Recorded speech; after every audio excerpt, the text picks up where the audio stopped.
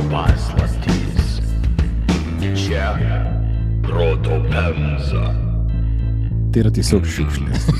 Šiaip, dabar jau ir normalus ananasai jau nebetinka. Ant picos. Normalus ananasai tinka. Nemaišykim čia garbaus vaisiaus su vafliais. Taip nori ginčytis, bet...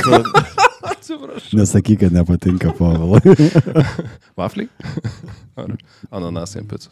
Jūs nežinot, bet mes nesimatėm labai ilgai, dėl to ta seksualinė įtampa tiesiog kaitina šiuo metu visą kambarį. Povilas labai pasiruošęs, atrodo, dalykams. Jeigu mes šiandien pamatysim Povilo pusnagį.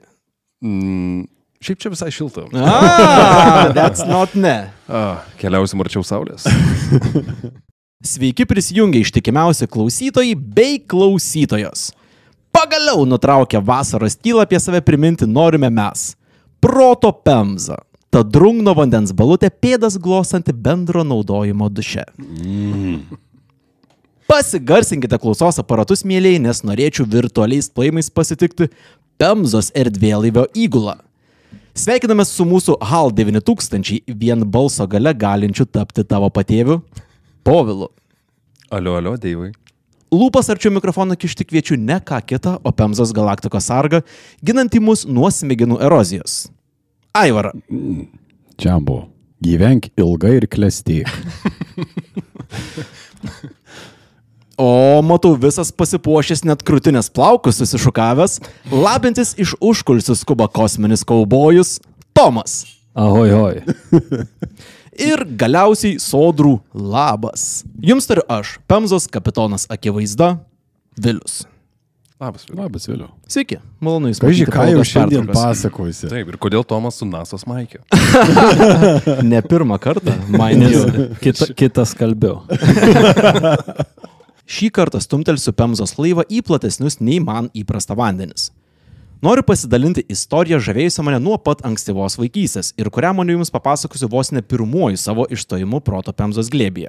Šiandien kelsimės į epinio masto kelionę apriepiančią kelis milijardus metų, pasakojimą, kuriame telpa absoliučiai viskas. Nuo tavo močiutės iki pat mūsų dangaus skliauto dominatriksės, vienintelės ir nepakartojamas žvaigždės – Saulės. Perfrazant kaimynams skirtą memą, proto Pemza gali į kosmosą. Todėl ant stalo traukiu Saulės sistemos gimimo epopėją. Šūsnis sunkiai protų suvokiamų įvykių bei sutapimų leidusių atsirasti aplinkybėms, kurių dėka aš, neva mąstanti gyvybės forma, kalbu su jumis. Kita gyvybės forma, nekantri ieškančia mygtuko next. Vėliau, o tu žinai, kur dar galima susidurti su kosminio dydžio skaičiais? Paskolos už butą Vilniuje likučių eilutėje. Šiaip čia toks liūdnesnis, bet jo, okei. Aivarai, gal tu žinai? Pasaulio valstybių gynybos biudžetuose, ką būtų galima laikyti visiškų įrodymų, jog istorinis periodas pereina į, sakykim, mažiau saugų? Nesupratai klausimo, ne? Aš žinau, nykstančių rūšių skaičius visai didelis ir didėja. Nu gerai, tai ačiū už nieką, kolegos. Kosminio dydžio skaičius galime rasti kalbėdami apie duomenis. Pavyzdžiui, Oxylabs! Pagaliau! Taip, Oxylabs. Žinojot, kad jų duomenų srautas yra 60 petabaitų arba 60 000 terabaitų per mėnesį? 60 petabaitų tai tas pats, kas 12 milijardų nuotraukų arba, labiau pritaikius Z kartai, 2 milijardai tiktokų. Net uploadant kas pusvalandį prireiktų daugiau nei 200 000 metų. Oxylabas prasuka tiek duomenų, kiek prilygsta 15 milijonų HD kokybės filmų. Realiai beveik visa Nikolo Keidžo filmografija. 60 petabaitų yra tiek daug, kad Christopheris Nolanas galėtų surenderinti 75 juodąsias skyles, kaip gargantua per Interstellar filmą. Pala, o Povilai, kodėl mes apie tuos Oxylabs petabaitus kalbam? Labai savalaikis klausimas, gerbiamasis. Ogi todėl, kad Oxylabs, kaip jau kažkada sakėm, mėgsta iššūkius ir dar labiau mėgsta labai profesionalius žmonės. Todėl jei nori dirbti su tokio masto duomenimis, užsuk į career.oxylabs.io. Eik ten, kur visko daugiau. Oxylabs!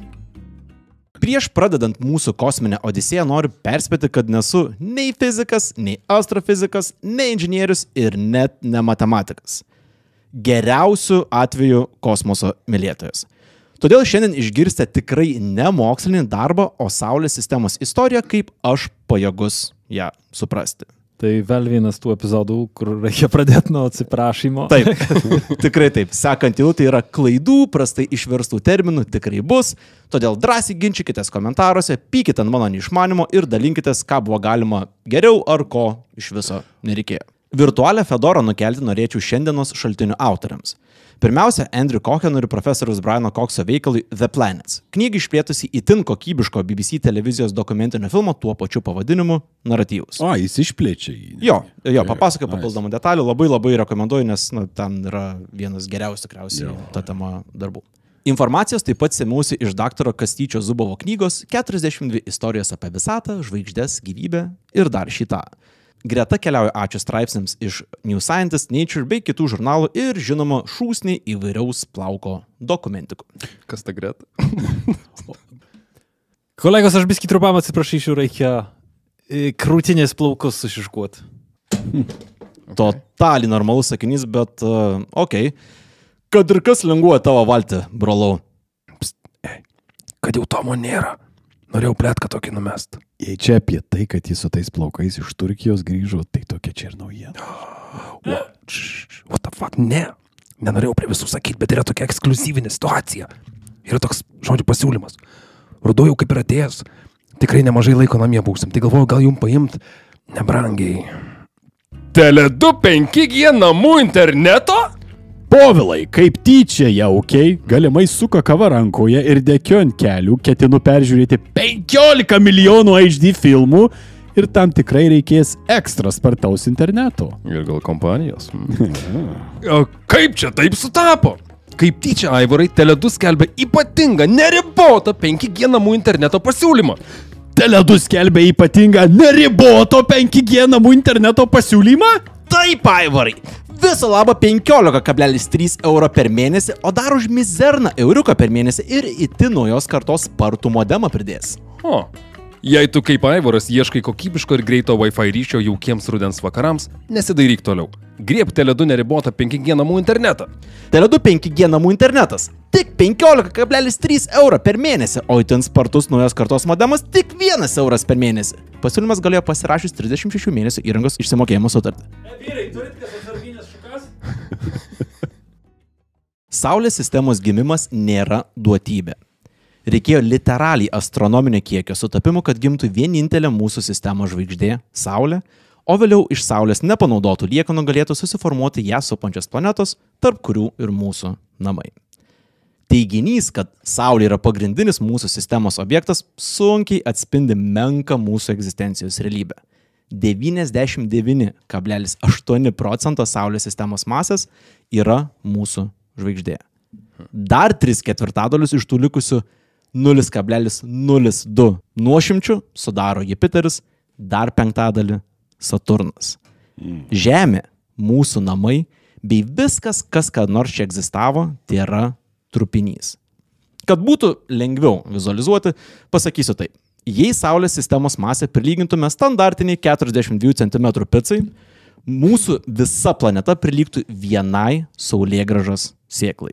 Paaiškink ryžiais dabar. Žmonės, kurie nebuvo mūsų renginyje ir negirdėjo iš tos istorijos dalies, gal nesupras, bet Aivarai, ryžiai ir saulėgrąžos, jeigu esu arti to, yra praktiškai identiškam svoriu. Tai kokie ryžiai? Jo. Basmati. 1:1. Visiems, kuriems kilo šitas klausimas namuose, jeigu jums lengviau vizualizuoti ryžius ant picos, tai paimkit čiliako kem 2 cm picą, uždėkit vieną ryžį ar siemką, belukštą ir turėsite tai, kas esam mes. Kad ir kokia nesuvokiamai galinga būtų mūsų žvaigždė, ji neatsirado iš niekur. Ten, kur dabar egzistuojame mes, prieš maždaug 4,6 milijardo metų nebuvo nei dienos, nei nakties, nes nebuvo nei šviesą teikiančios Saulės, nei planetų, kuriuose ta šviesa galėtų patekėti. Tikslų savo sistemos amžių žinome, nes žmonija atrado radiometrinio matavimo principus, leidžiančius suskaičiuoti izotopų skilimo greitį. Kas yra radiometrija? Mes žinom kiekvieno cheminio elemento irimo pusamžį. Tai reiškia, per kokį laiką jisai praranda pusę savo masės ir jisai skyla į kitus atomus, į kitų cheminių elementų atomus. Yra labai konkretus laikas kiekvienam elementui, kada tai nutinka. Dėl to gali ganėtai tiksliai išmatuoti dalykams. Mes apie radį, kai kalbėjom, šiek tiek buvom apie šitą irgi užsiminę, kad labai ilgas. Jo. Ir būtent dėl šito mes visiškai tiksliai žinome, kada susiformavo uolienos. Kiti akmenys, nežinau. Kieti akmenys. Kieti objektai. Ištyrę pavyzdžius Žemėje, Mėnulyje, asteroiduose bei Marso meteorituose, kuriuos randame mūsų planetoje, visada gauname tą patį gimtadienį. Uolienos sukietėjo prieš 4,567 milijardo metų. Iki mūsų planetų sistemos uolienams tampant kietomis, viskas te buvo dujos ir dulkės. Kitaip tariant, vietoje mūsų plėtėjo milžiniškas kosminių atliekų debesis. Kiek milžiniškas? Taip. Naujausi modeliai sako, kad mūsų Saulė bei jos seserys žvaigždės gimė molekulinėme debesyje, kurio diametras gali siekti 65 šviesmečius. Palyginti atstumą nuo Žemės iki Mėnulio šviesai veikia per kiek daugiau nei sekundę. Tokiu greičiu, keliaujant 65 metus, įveiktume atstumą debesies, kuriame gimė mūsų žvaigždė. O primyk, kokios skersmens yra Saulės sistema? Geras klausimas, Saulės sistema yra 12 valandų, šviesos valandų skersmens. Jo, ir tą žinome dėl to, kad Voyager 1 ir 2 išskrido neseniai visai iš tos ribos, ką mes laikome Saulės sistema, ir tiek laiko keliauja iki ten žinutė. 12 šviesos valandų. Taip, šviesa keliauja 12 valandų iki tenai. Okay. Jo. Pamenu, vaikystėje tuos molekulinis debesis įsivaizduodavau kaip kažkokias dulkių audras, tačiau pasirodo, jie yra kur kas ištaigingesni. Tikriausiai dažnas esate matę Hubble'o bei Jameso Webbo teleskopais padarytas kūrinijos stulpų, Pillars of Creation, nuotraukas. Jie lietuviškai taip vadinasi. Geras. Kitą kartą juos žiūrėdami atminkite, kad mūsų Saulė gimė panašiame darinyje. Viena gražiausių šios mūsų sistemos pradžios dedamų yra ta, kad debesis, kuriuose mes susikūrėme, buvo sudaryti iš anksčiau mirusių žvaigždžių dalių. Ir tai, prašydama šitą puikiai suvokia, kiek stipriai nuvalkytą frazę, mes visi esame žvaigždžių dulkės. Bet pagalvokit, pavyzdžiui, auksas gali atsirasti tik itin specifinėmis sąlygomis, kuomet susiduria dvi neutroninės žvaigždės. Taip sukurdamas vieną galingiausių sprogimų visatoje - kilonova. Tai reiškia, kad kiekvienas jūsų auksinio žiedo, auskarų ar grandinėlės atomas gimė per sprogimą, lydėjusi dviejų žvaigždžių kolapsą gerokai iki atsirandant Žemėje ar tuo labiau Saulėje. Vienintelis būdas. Kiek mes žinom jo. Tai reiškia, kad tiesiog žvaigždė išsprogus aukso nebus. Ne, turi dvi susidaužti. Po to šiek tiek kalbėsiu, bet ta kosminė alchemija vyksta tokiu būdu, kai suspaudžia du elementus į vieną. Ir tam reikia labai didelio karščio ir labai didelės masės.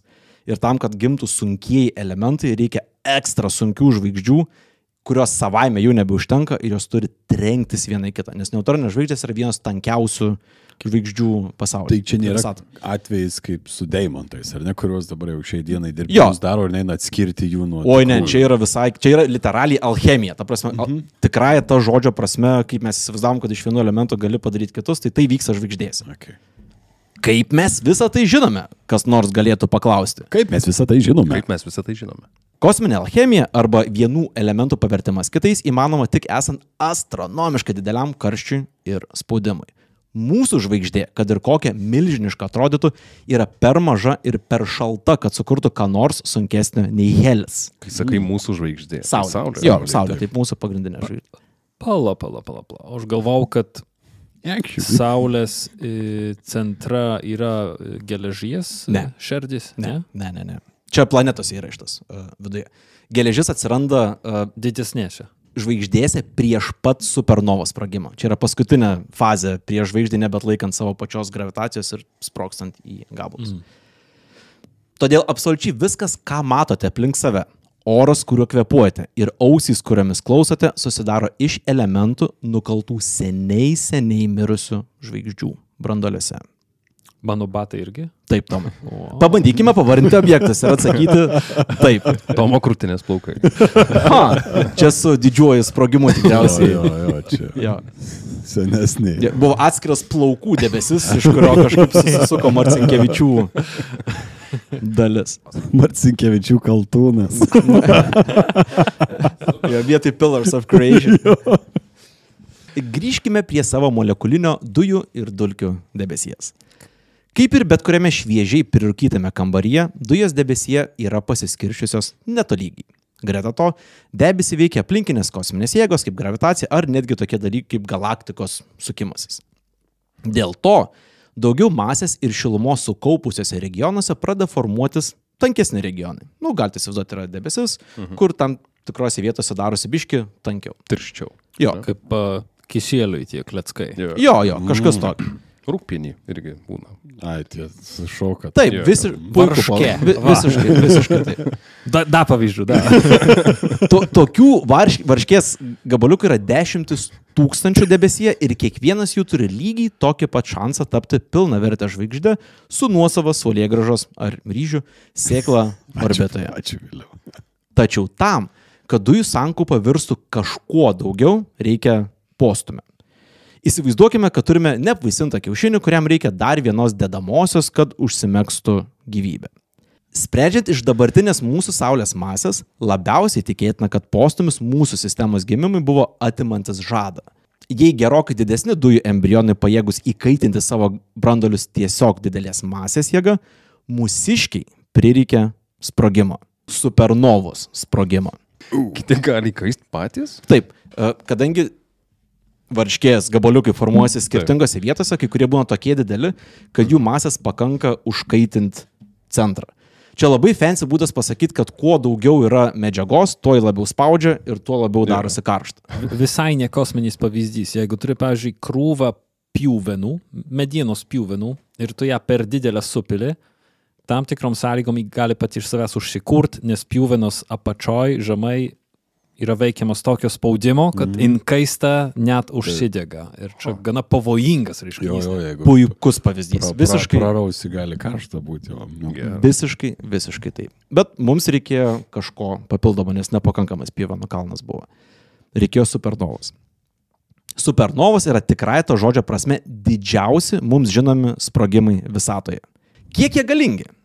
Tiek, kad sprogimas būna ryškesnis už milijardus žvaigždžių, todėl yra matomas gretimuose galaktikose.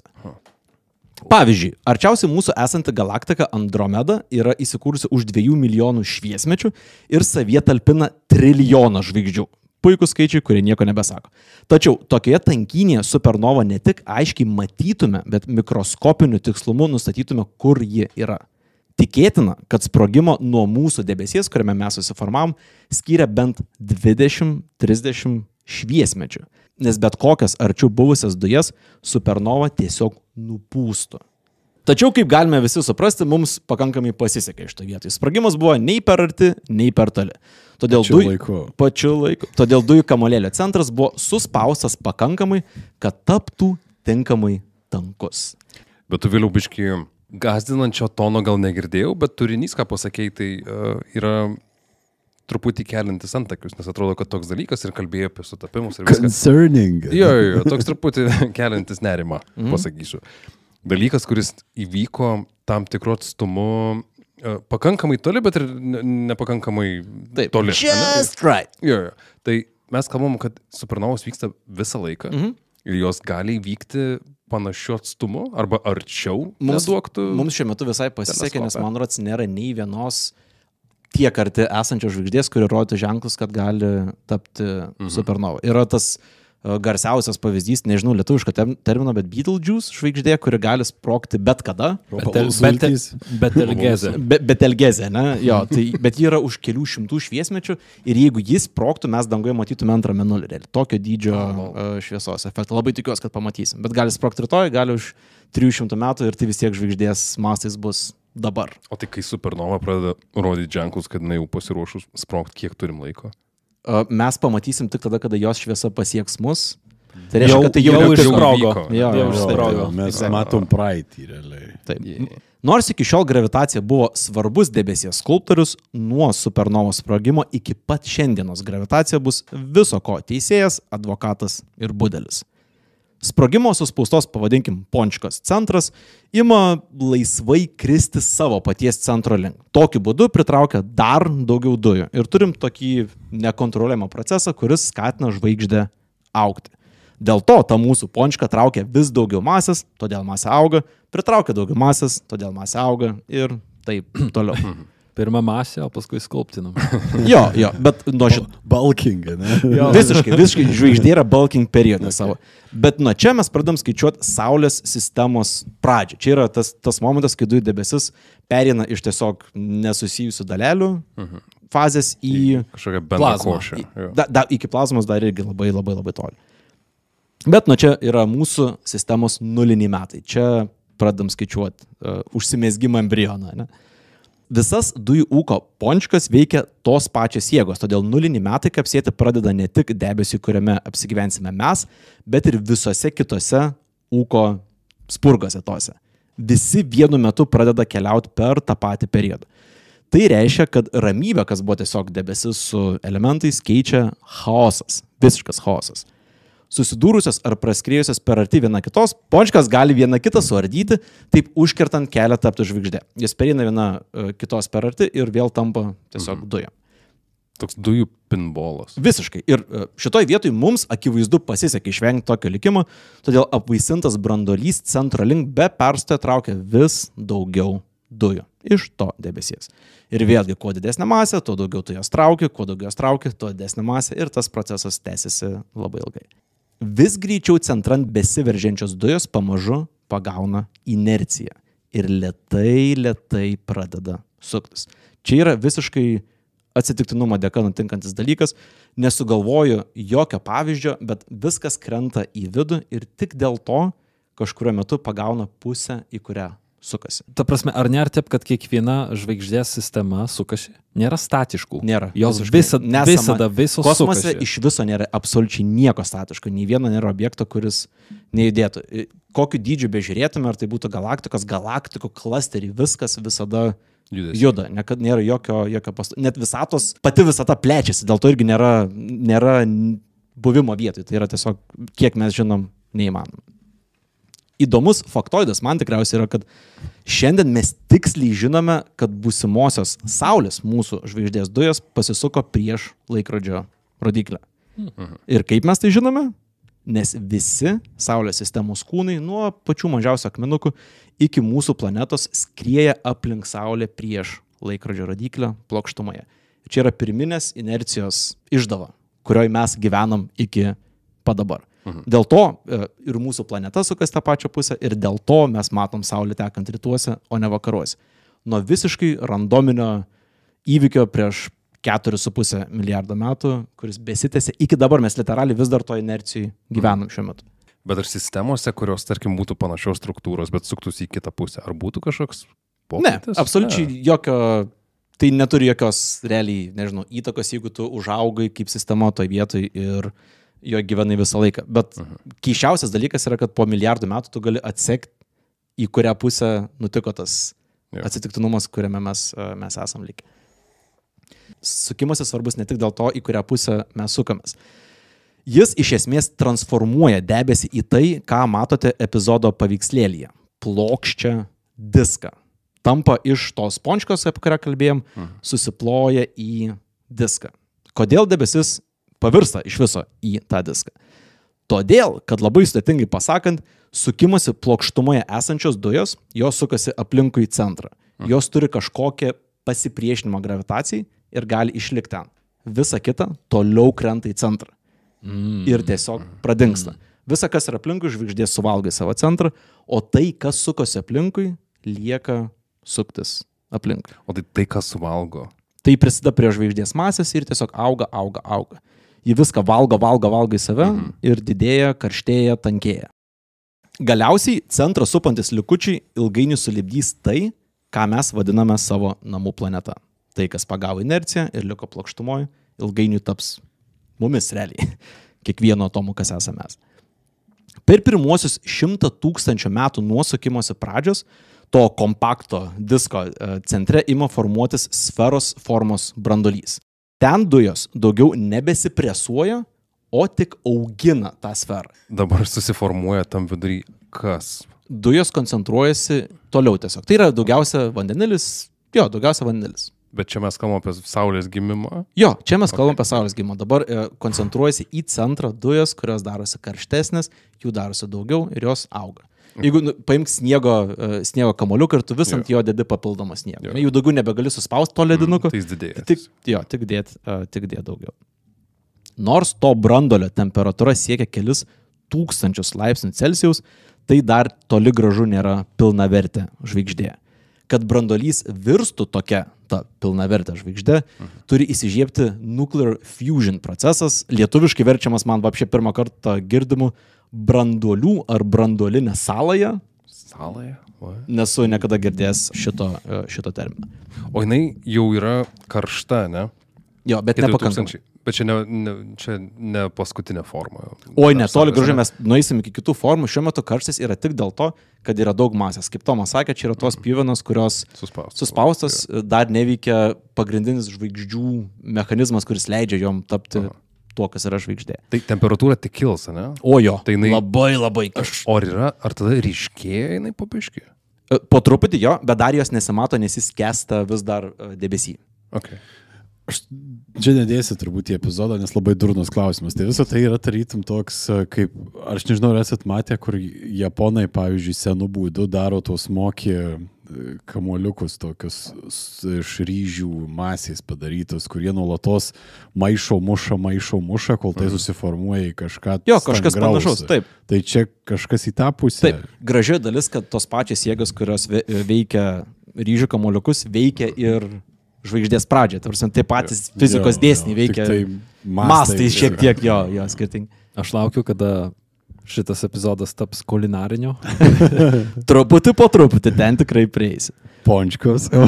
Ryžiai. Jo, bet... Picos. Picai buvo. Bet vėl, kaip kitaip suprasti. Jo, mums reikia kažkaip tą vizualizuoti ir matyti. Mano galvoj, Saulė po truputį tampa varškės sūriu. Jo. Ir aš laukiu tiesiog, kada jau bus... Taip. Po truputį pradės. Po truputį einam link ten. Čia tik labai svarbu pabrėžti, kad dar esam labai toli nuo nuclear fusion proceso. Šiuo metu yra tik tai... Tankis dar nėra pakankamai didelis. Tik tai dujos. Ir šiltos dujos. Jo. Ir nuo šito momento tokie objektai tampa žvaigždėmis kūdikiais. Ir mokslo ratuose įgauna pavadinimą proto žvaigždė. Tai yra jau žvaigždės užuomazga kažkokia. Karštis ir spaudimas proto žvaigždė toks didelis, kad iš disko viršaus ir apačios veržiasi gigantiški karštų dujų geizeriai. Tokios materijos srovės į abi pusės, į viršų ir į apačią, driekiasi kelis šviesmečius. Palyginti, pats diskas tai yra šviesos dienos skersmens. Tie geizeriai nėra tik tai cool faktas, jie gražiai atrodo, bet kas iš to. Yra pagrindinė ir viena esminių žvaigždės vystymosi stadijų. Kadangi geizeriai yra nepastovus, jie viršui eina į vieną pusę, į kitą, ir jūs galite įsivaizduoti, diskas iš jo eina, sakykime, makaronas kažkoks, ir jis šiek tiek sukinėjasi, į kurią pusę jis keliauja. Palūškės sūryje.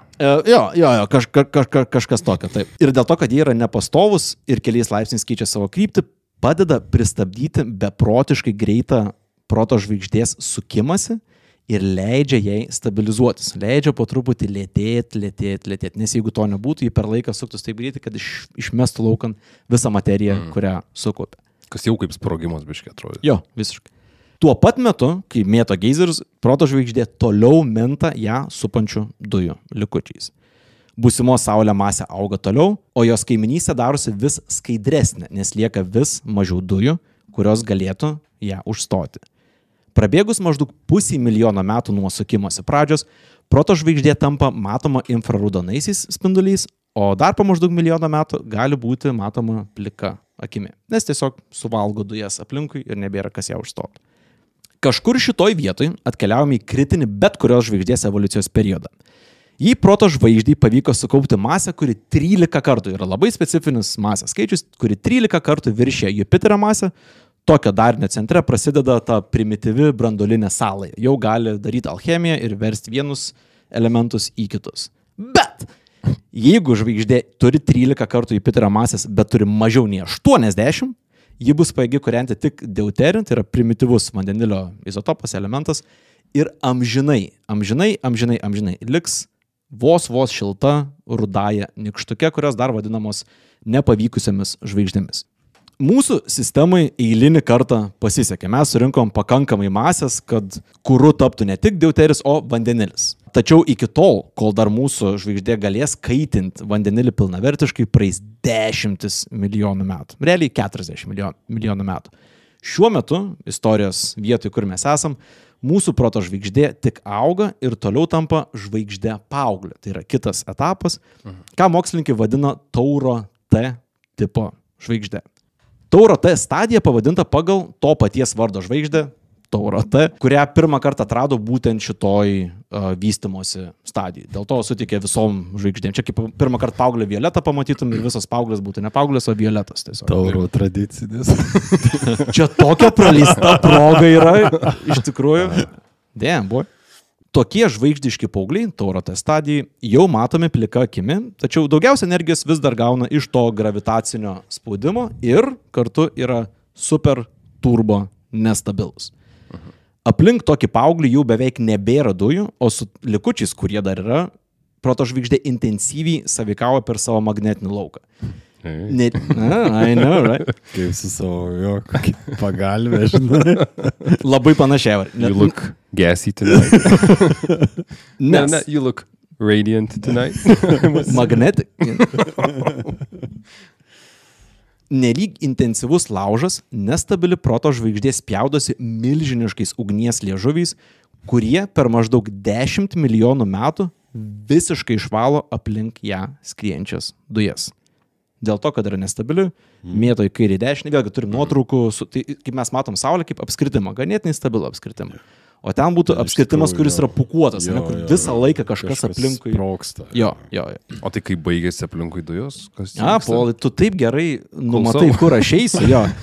Nes šie 10 milijonų metų akimirka astronominiais mastais yra kertinis periodas susiformuoti planetoms.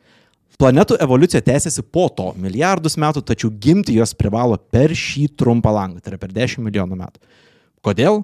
Nes iki tol kaiminys yra per daug nestabili, o tam langai užsidarius nebėra pakankamai medžiagos formuotis naujiems kūnams. Tai turi 10 milijonų metų tapti nuo nieko į planetą. Prabėgus maždaug 40 milijonų metų nuo sukimosi pradžios, mažesniam laiko tarpui nei mus skiria nuo dinozaurų beje, Saulė pasiekia brandą. Jos branduolio temperatūra jau 15 milijonų laipsnių Celsijaus, todėl gali užsikurti ir branduolinės salojos variklis. Saulės sistemos centre milijardams metų įsitaisė labai savita žvaigždė. Sukategorizavę dangaus kūnus, savo žvaigždę priskyrėme geltonųjų nykštukių grupiai. Ne todėl, kad ji būtų labai maža, o todėl, kad mūsų žodynas per skurdus apibūdinti visatoje sutinkamas grandiozinės žvaigždės. Yra tiesiog tokio dydžio žvaigždžių, kad pabaigiam žodį milžinas kažkurį vietą ir tiesiog nebėra ką sakyti. Negali sakyti, kad čia yra normaliai, už tai, kad labai greit pasibaigs. Jo, būtent. Nenormalus. Tai tokios žvaigždės kaip Saulė geltonasis nykštukas yra karštos, kaitina vandenilį, pasižymi geltoną spalvą ir gyvena apie 10 milijardų metų. O kas jai spalvą suteikia? Šiaip karštis irgi, o karštis priklauso nuo masės. Tai spalva priklauso nuo to, kiek jį didelė. Okay. Jei neklystų. Visiškai teisingai. Tokio tipo žvaigždės kaip Saulė nėra labai dažnas, tačiau nėra ir visiška retenybė. Maždaug 10% visų paukščių tako mūsų galaktikos žvaigždžių yra tokios kaip Saulė. O mes turim savo galaktikai 200 milijardų žvaigždžių. Tai galite įsivaizduoti maždaug koks skaičius. Bet nepaisant to, kad tokių yra 10%, jos yra ganėtinai netipinės žvaigždės, ypatingai mūsiškė. Mūsų žvaigždė yra ryškesnė nei 90% kitų žvaigždžių mūsų galaktikai. Tai labai specifinė vieta, kur mes esam. Dar labiau neįprastai tokio tipo žvaigždėms. Mūsų Saulė orbitos nesidalina su kitomis žvaigždėmis. Palyginti su vidutinė žvaigždė, mūsų Saulė yra gerokai sunkesnė ir karštesnė. Dar daugiau. Teritorija, kurioje vanduo gali būti skystoje formoje, yra gerokai toliau nuo Saulės nei pas vidutinę žvaigždę. Vidutinė žvaigždė būtų labai labai arti, kas yra minusėlis, nes ir daug daugiau radiacijos. Tačiau įdomiausia, kad Saulė supa labai labai netipinė planetų sistema. Planetos ne tik keistai išsidėščiusios, bet viena jų savyje talpina tai, ko neradome niekur kitur. Mąstančias, galimai, Galimai. būtybės. Allegedly. Būsimų planetų daigai formuotis pradeda per pirmuosius 100 000 metų nuo dujų debesies sukimosi pradžios. Tai dar labai labai ankstyvoji stadija. Dėl to proto žvaigždė supanti dujų plokštuma, kurią matote mūsų epizodo paveikslėlyje, vadinama protoplanetiniu disku. Žvaigždį esant tauro T stadijoje, ją supančių dujų temperatūra stipriai svyruoja priklausomai nuo atstumo iki disko centro. Pavyzdžiui, tokių kaip Saulės žvaigždžių atveju, atstumu dvigubai didesniu nei šiuo metu Žemė skiria nuo Saulės, temperatūra įkaista iki 200 laipsnių Celsijaus. Dėl to per kelius šimtus tūkstančių metų diskas yra išvalomas nuo bet kokių karščiui neatsparių elementų. Arčiau proto žvaigždės lieka palyginti nedaug medžiagos, daugiausia silikatai ir geležis.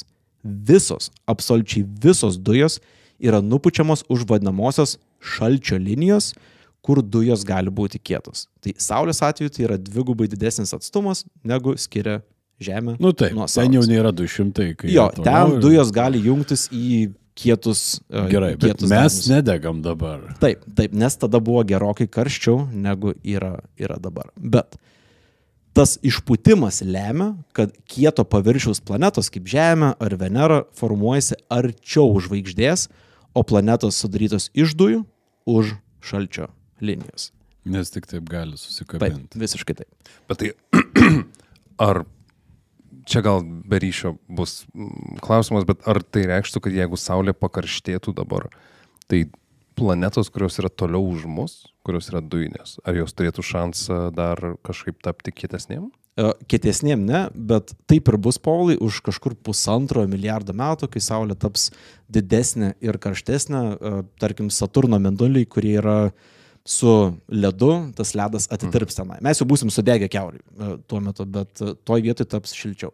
Tuo metu, kai mūsų žvaigždė atsirado, ji buvo 1/4 karštesnė negu yra dabar. Ji po truputį vėsta, kol pradeda vėl karštėti. Kaip paauglys kiekvienas Jo. karšta košis, tada Visiškai. apsiramina, Taip. o tada antra jaunystė ateina, vėl sušyla. Turi stabilumo periodą, kuriam dabar esame mes, po to bus vidurio amžiaus krizė, Krizė, jo, raudonas kabrioletas ir daug kitų ekscesų. Plastinės operacijos. Visiškai taip. Arba pick-up truck. Arba pick-up truck, kažkas tokio. Kadangi proto žvaigždė supantis diskas pamažu vėsta, sunkesnės disko dalelės įgauna laisvę burtis. Nebėra taip karšta, kad jas išsklaidytų. Tiek dujos, tiek ir dulkės dėl gravitacijos traukia vieną kitą ir per 100 000 metų susirenka į mikroskopinius darinius. Nesupratau ryšio tarp karščio ir gravitacijos. Kodėl karšti negali in kleckos jungtis ir planetų formuoti? Nes yra per karštą, dalelės juda greitai ir jas išsklaido nuo karščio. Reikia, kad būtų pakankamai mažai dujų. Dalelių judėjimas yra per Jo, didelis. jo, per daug chaoso aplinkui. Reikia, kad būtų tuščiau, kad galėtum pradėti burtis. Tai kaip ir minėjau, per 100 000 metų atsiranda tie mikroskopiniai dariniai iš dulkių. Tokie maži masės gumuliukai, dažniausiai mažesni už žmogaus plauką, skrieja aplink besiformuojančią žvaigždę. Tos uolienos auga lėtai ir per metus prie savo skersmens prideda po maždaug 1 centimetrą papildomo pločio. Kokiu būdu mikroskopiniai dariniai sugeba užaugti iki didesnių darinių, mokslas iki šiol nežino. Mes neturim teorijų, kurios paaiškintų šitą dalį. Aišku, tik tiek, kad bet kokiam uolienų dariniui reikia pasiekti kritinį maždaug 1 metro skersmens dydį, kad jo gravitacija pradėtų efektyviai veikti aplinkinius objektus. Tik 1 metrą? Jo, nuo tada Jau užsikuria... turi gravitacinį Jo, lauką kažką. taip, nuo tada užsikuria procesas. Po maždaug milijono metų, nuo tada, kai pradėjo suktis debesis, aplink proto žvaigždę jau skrieja maždaug kilometro dydžio objektai, vadinami planetoidais. Kažkur čia kosminis skulptorius, mūsų mylima gravitacija, įjungia gerokai aukštesnę pavarą. Didesni objektai ima traukti daugiau medžiagos, kaip ir su žvaigždės atveju, kuo daugiau trauki, tuo daugiau turi, tuo daugiau trauki. Dėl to vos per 100 000 metų aplink žvaigždę jau skrieja objektai, kurių skersmuo siekia 1000 km.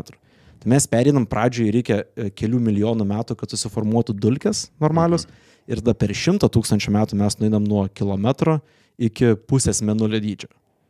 tas pagreitėjimas yra žiauriai staigus. Mes turim tiesiog eilę visokiausių tumulų, kurie nuolatos Jo. formuojasi kaip kokiam. Taip. Man čia visiškai durnas palyginimas, bet kaip, nežinau, ir tekia jums naudotis, kur yra tas Dysono siurblys, ar ne, ir tenais viduje dulkės labai greitai sukasi ir jos gali sukipti tada į Jo. tokius...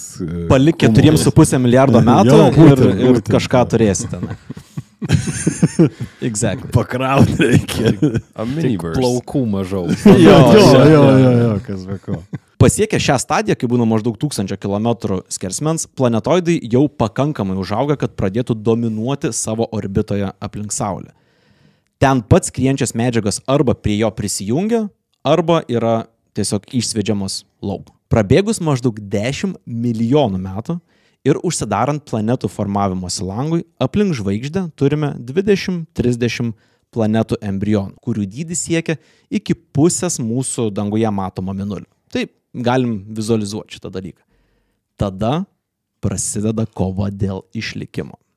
Planetos embriono tolimesnę ateitį didesnė dalimi lems jo atstumas nuo žvaigždės bei susidūrimui su kitais embrionais.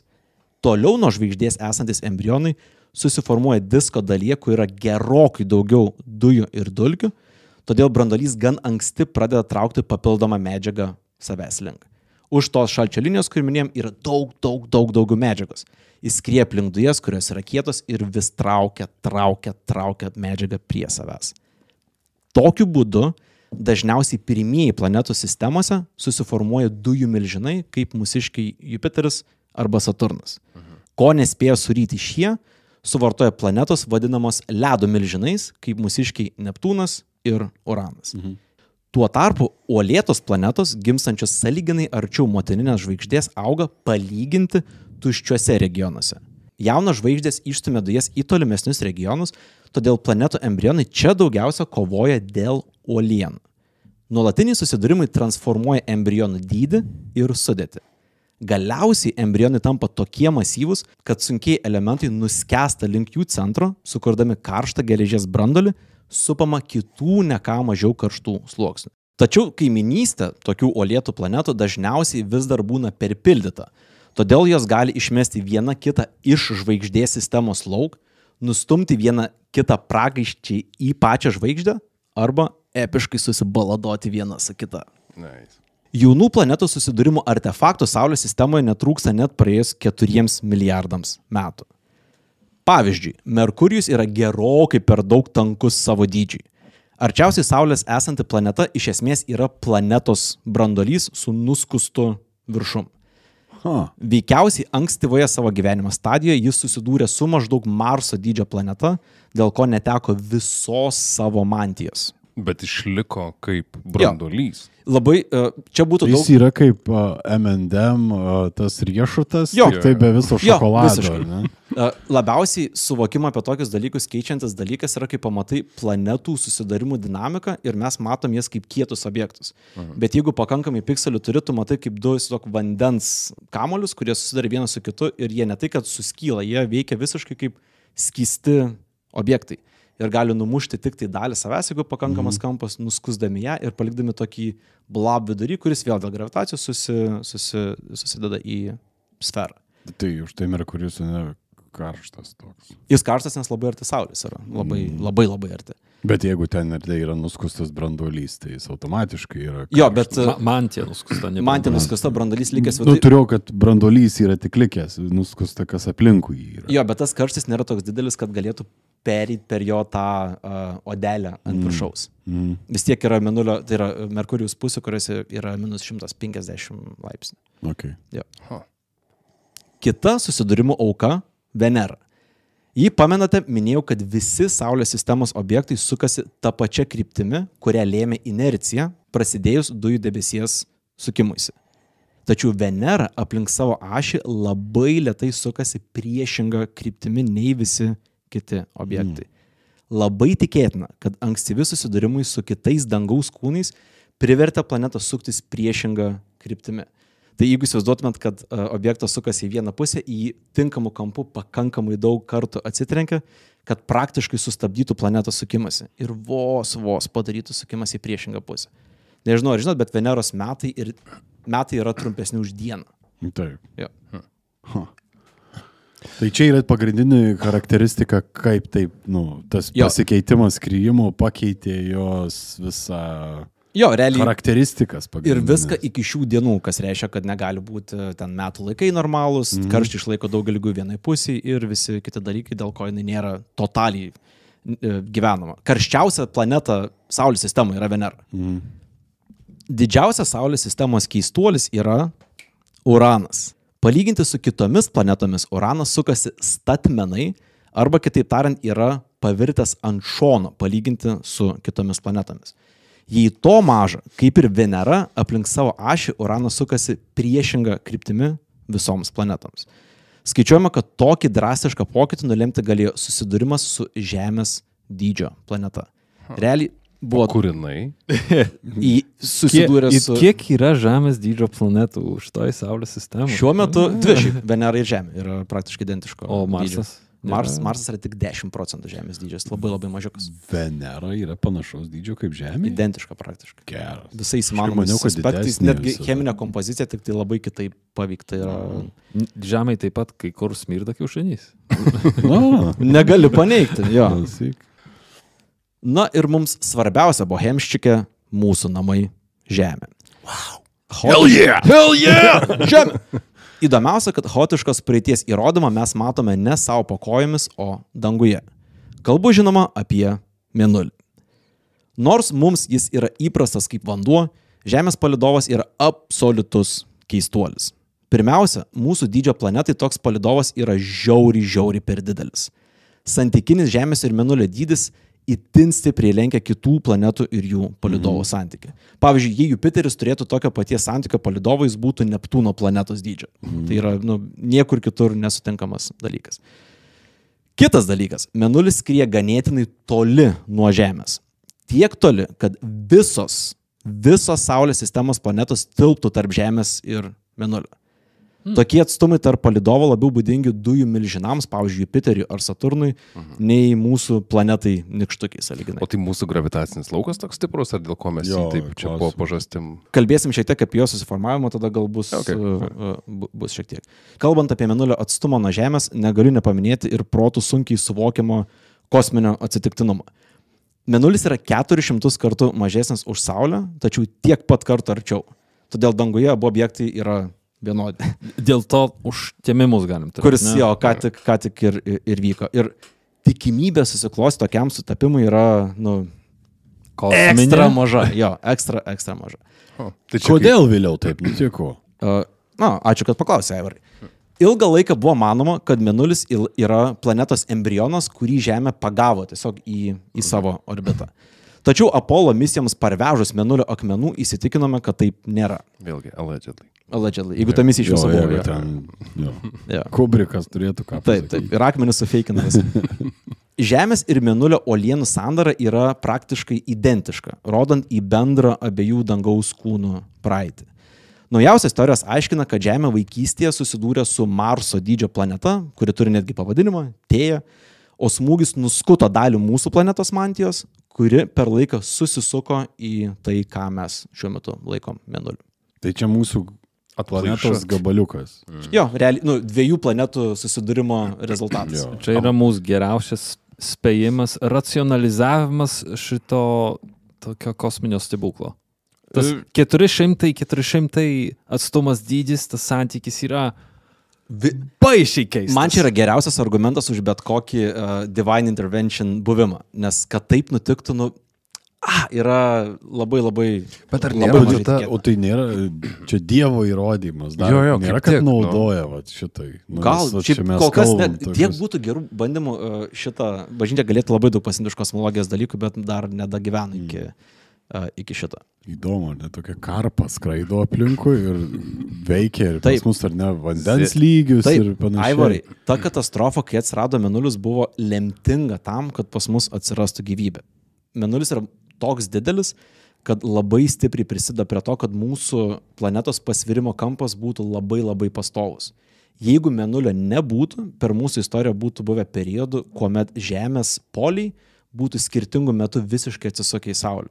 kas reiškia galima pamiršti bet kokius stabilius metų laikus, bet kokį stabilumą planetui iš vis, kas yra būtina tam, kad per 4 milijardus metų iš nieko atsirastų pirminiai organizmai, kiti organizmai ir galiausiai atsirastume mes. O tai dabar... Rimčiau į Mėnulį žiūrėsiu nuo šiol. Jei šį epizodą būčiau rašęs prieš 30 metų, pasakojimą šioje vietoje galėčiau ir pabaigti jūsų visų džiaugsmai. O tada atsirado Dievas. Tada krito Sovietų sąjunga. Ne. Tuomet žinojome tik vieną planetų sistemą – Saviškę ir manėme, kad maždaug taip formuotųsi ir kiti pasauliai. Šis įsivaizdavimas kisti pradėjo tik po 1992 metų, kuomet galiausiai pavyko aptikti planetas, skrienčias aplink kitas žvaigždes arba vadinamasias egzoplanetas. Egzoplaneta yra planeta, kuris skrieja už mūsų sistemos. Jo. Mūsų Saulės sistemos. Tikrai taip.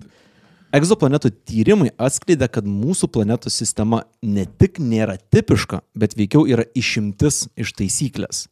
Ištyrus maždaug 4000 žvaigždžių sistemų, žinome, kad didžioji jų dalis turi vadinamasias superžemes, tai yra uolėtos planetos, kurios iki 4 kartų didesnės už mūsiškę. Saulės sistemoje, kaip visi tikriausiai žinot, mes tokių turim lygiai 0.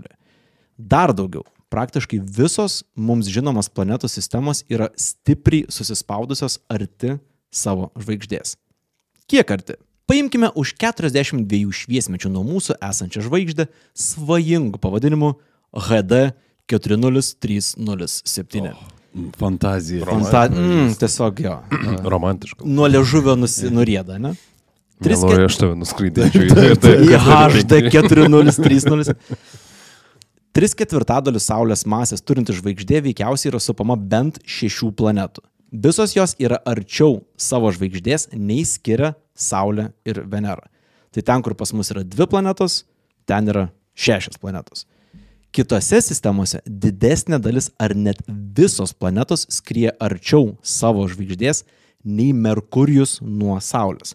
Merkurijus arčiausiai esanti mūsų planeta, kitose sistemose praktiškai be didelių išimčių planetos skrieja arčiau savo žvaigždės. Tai mes labai išsiskėtę esam. Mes labai išsiskėtę esam.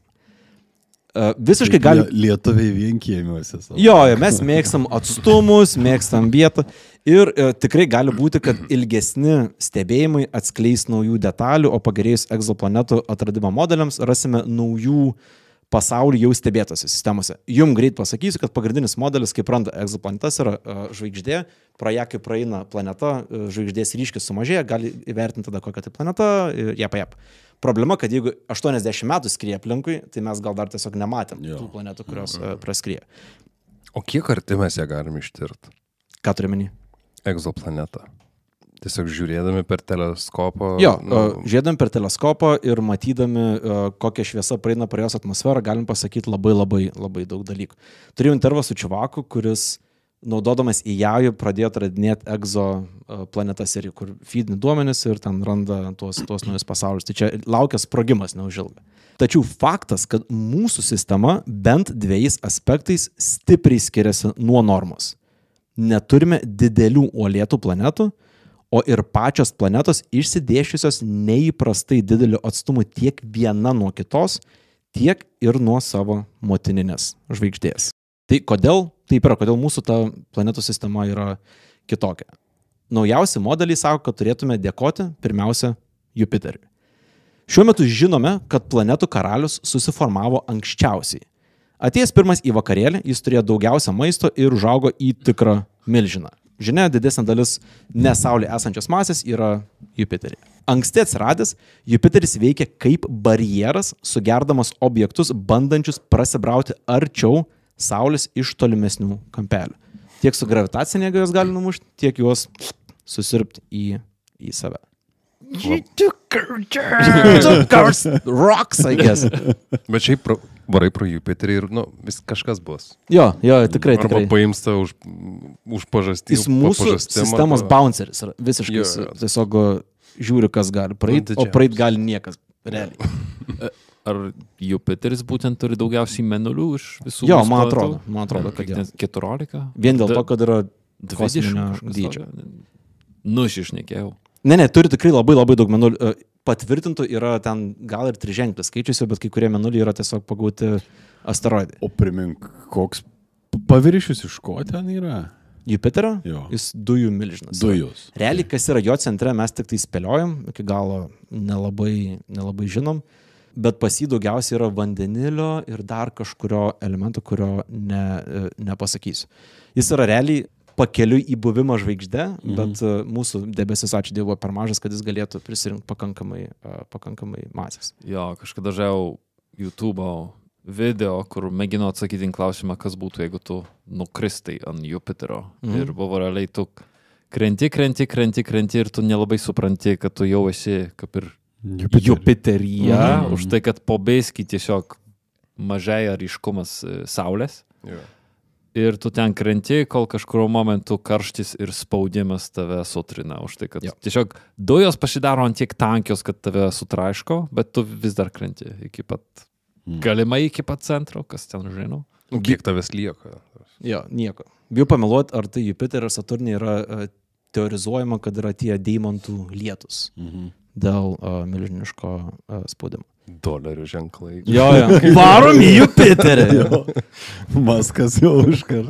Tai dėl to, kad Jupiteris buvo kaip ir mūsų sistemos bounceris, ta vieta, kur atsirado Merkurijus, Venera, Žemė ir Marsas, turėjo mažiau medžiagų augti. Negana to, Saulės sistemos raidos simuliacijos rodo, kad susiformavęs pirmas Jupiteris veikiausiai keliavo arčiau Saulės. Jis po truputį, kadangi buvo pirmas, vienas, niekas realiai jam netrukdė keliauti link Saulės. Tai jis yra pirmoji planeta. Saulės sistema. Taip. Tu turi kažkur off the top of your head eiliškumą. Pirmi 2 tikrai yra Jupiteris, Saturnas, tada tikriausiai Uranas, Neptūnas, o mes prieš patį galą. Bet čia tipo Uraną, Neptūną ir mus labai nedaug beskiria. Jo, tai kaip ir sakiau, tokiu būdu tikriausiai žvaigždės pritraukia savo planetas, ką matom kitose sistemose.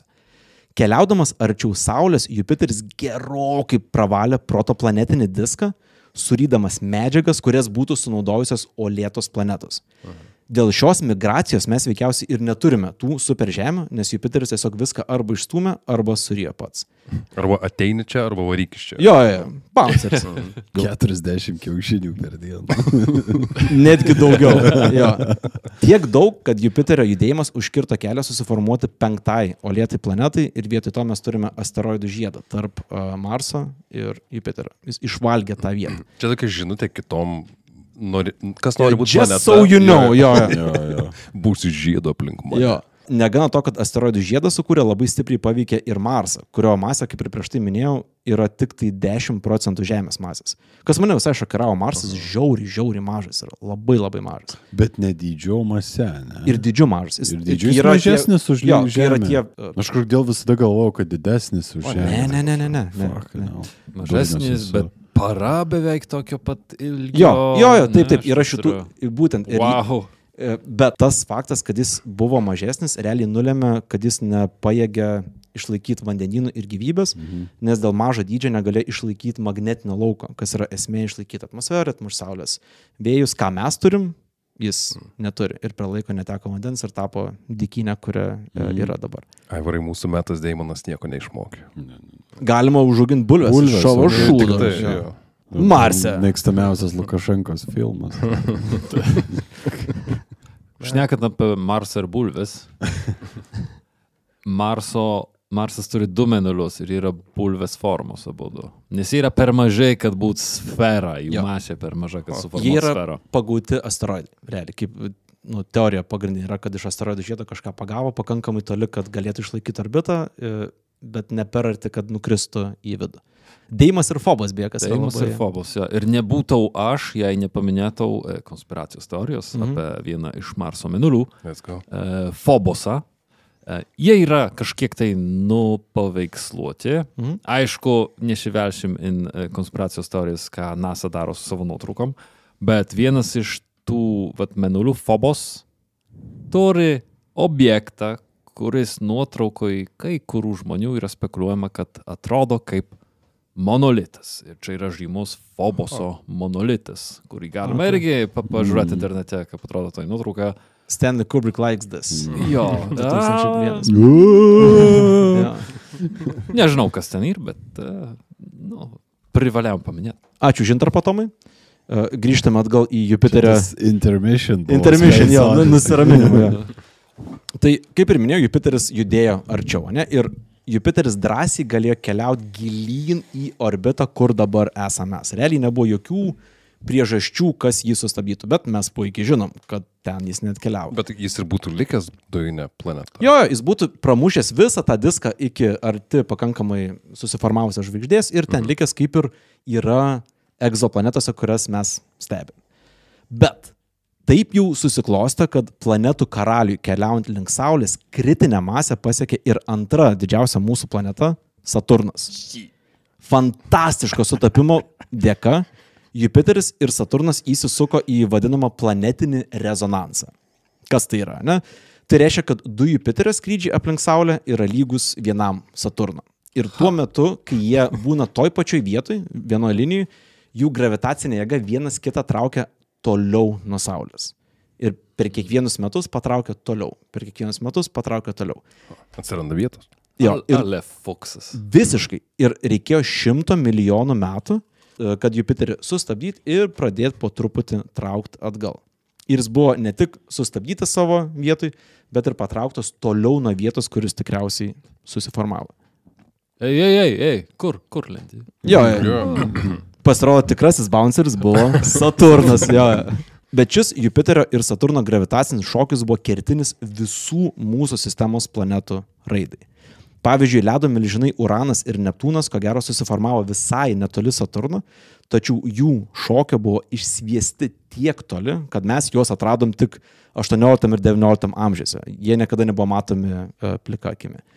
Labai gali būti, kad Uranas šiuo metu yra maždaug per pusę toliau nuo ten, kur susiformavo, o Neptūnas beveik 2 toliau. Juos išmetė lauk tiesiog iš savo orbitų. Yra dar ir šiek tiek egzotiškesnių teorijų, kurios skaičiuoja, kad tikriausiai buvo ir dar vienas ledo milžinas, kurį Saturnas Jupiterio išmetė lauk tiesiog iš sistemos. Įdomu, kas... Čia visiškai random ir ne epizodai, įdomu, kas tokiuose planetose darosi. Va, tarkim, mes būtumėm kaip Žemė ir ne tokioj vietoje pasitaikę, kur mus išsviedžia 2 didesnės planetos dar tolyn.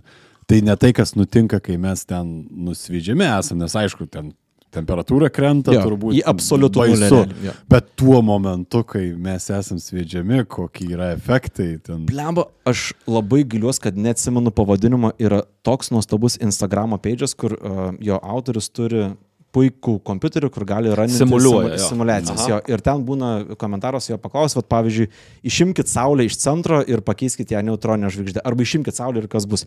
Ir tada, žinai, sukasi, rodo, kas Žemė būtų ir rodo, kas Saulės sistemos mastu būtų. Ir tas taip yra... Iškart iš balanso. Jo. Minimalų pakeitimą padarai ten. Viskas pizdu nueina. Taip. Įdomesnė dalis šito, Aivarai, tavo klausimų yra, kad labai tikėtina, kad kosmosas yra pilnas tokių planetų našlaičių.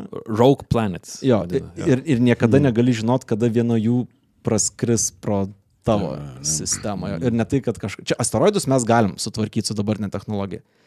Planetų nelabai. ne, jau. Nibirų jau nepaimtume niek. Paskambint Saturnui su Jupiteriu. We need you. We have a job. Prašileidot vyrai, prašileidot. Jūsų turf atvaro čia. Bet šiaip tai, teoriškai gali atskristi ne per disko plokštumą, Jo. o 9 laipsnių kampo diskui. Tai tada... Kaip ir dabar tie tarpplanetiniai asteroidai ir tarp žvaigždiniai asteroidai kaip Oumuamua, Borisov something ir tas naujas, pamiršau pavadinimą, irgi neskrenda mūsų disko plokštumoje. Anyway, mūsų planetai Saturno ir Jupiterio šokis buvo irgi visiškai esminis. Kaip atsimenat, Žemė atsirado karštoje zonoje aplink Saulę, kur žvaigždės gimimo pradžioje vanduo negalėjo niekaip išlikti, buvo tiesiog per karštais, arba buvo išgarintas, arba nustumtas toliau. Tačiau kartu ir puikiai visi žinote, kas vasarą buvo prie ežero, kad ganėtinai sunku skųstis vandens trūkumu mūsų planetui. Labai tikėtina, kad padėkoti už tai reikėtų Jupiteriui ir Saturnui, kurių gravitacinis tango stipriai prapustė asteroidų žiedą.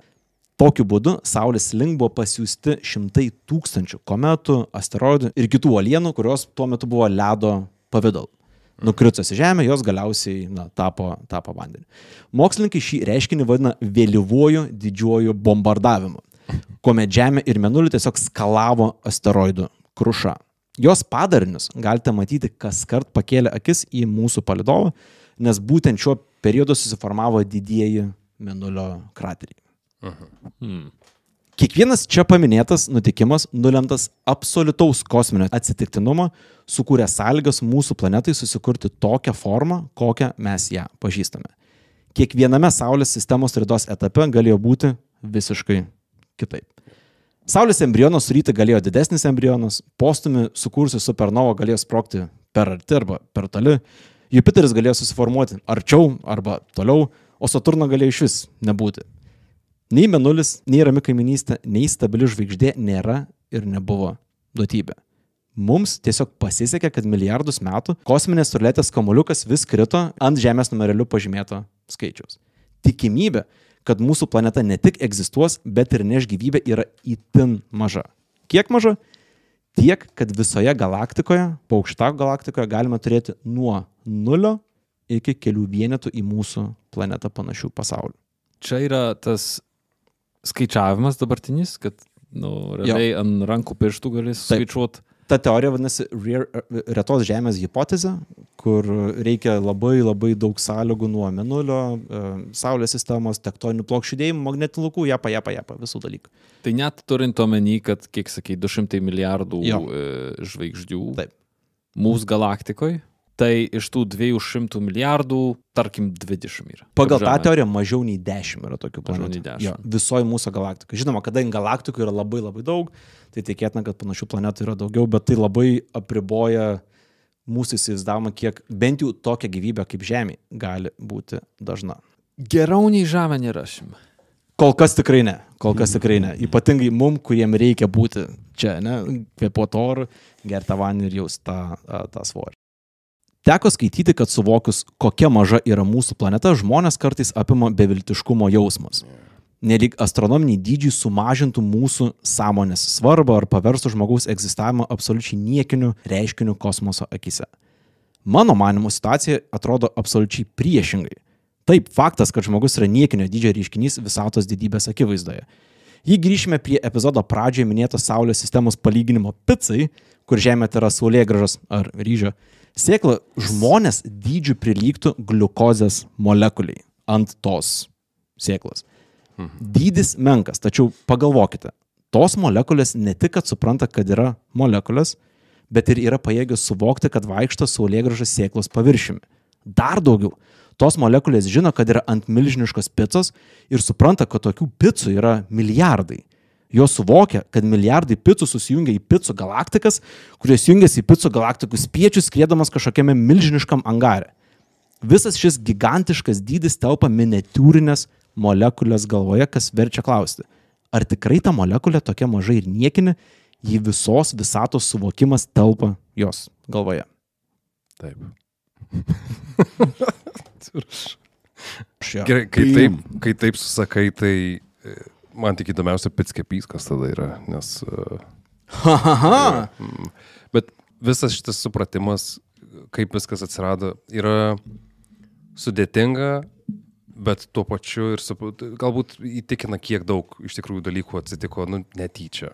Kažkiek yra sistemos, kažkiek yra pasikartojančių dalykų, kuriuos kaip ir galima suprasti, bet iki galo, kai supranti, kad sąlygos sukurtos, pavyzdžiui, mūsų gyvybei, kokie mes dabar esam, atsitiko per tokį labai tikslų, tiksliau labai detalų, bet labai sukratytą tokį procesą, ne?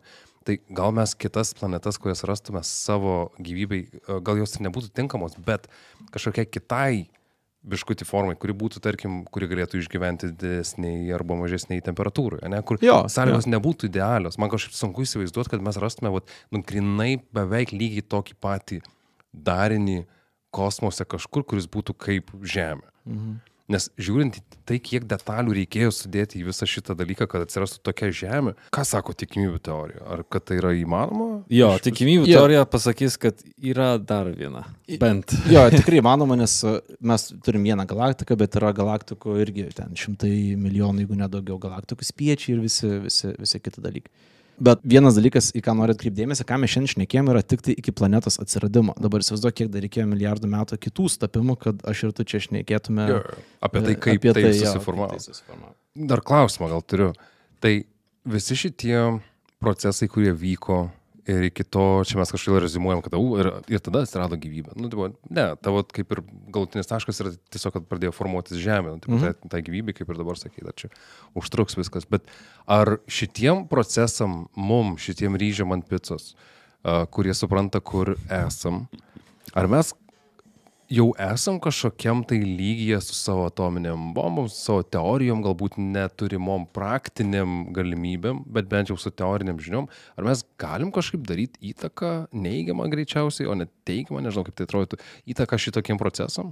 Ne.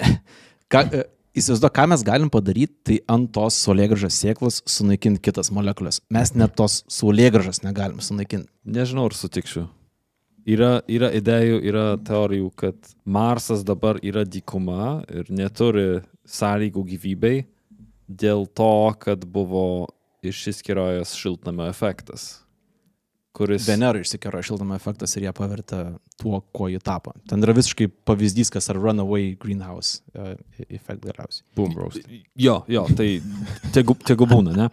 Su žeme mes lygiai tą patį darom. Ir tai gali būti procesas, kuris jau negrįž, kuris pats save insuks, taip, kad išgaruos vanduo. Visiškai taip, Tomai. Bet ir pas mus atsiūs zondą nuotrauką padaryti. Pačios žemės tai niekaip nepaveiks. Paveiks mus, kurie gyvena ant mantijos. Pačiam viršui. Bet planetos kaip po darinio, jai visiškai. Mes negalim planetos sustabdyti, pakeisti jos sukimosi, permušti į kitą orbitą ir nieko realiai negalim. Bet kaip Polas sako, iš planetos gaus HD šem9 vietiniai komunistai atsiūs savo zondą, kuris... Jo, mes ir... Šiaip labai įdomu, labai, kai nesidomiu visą laiką šitais dalykais ir kai tiesiog epizodiškai prisėdu pamatyti tą mastelį ir tą procesą, kuris vyko, tai...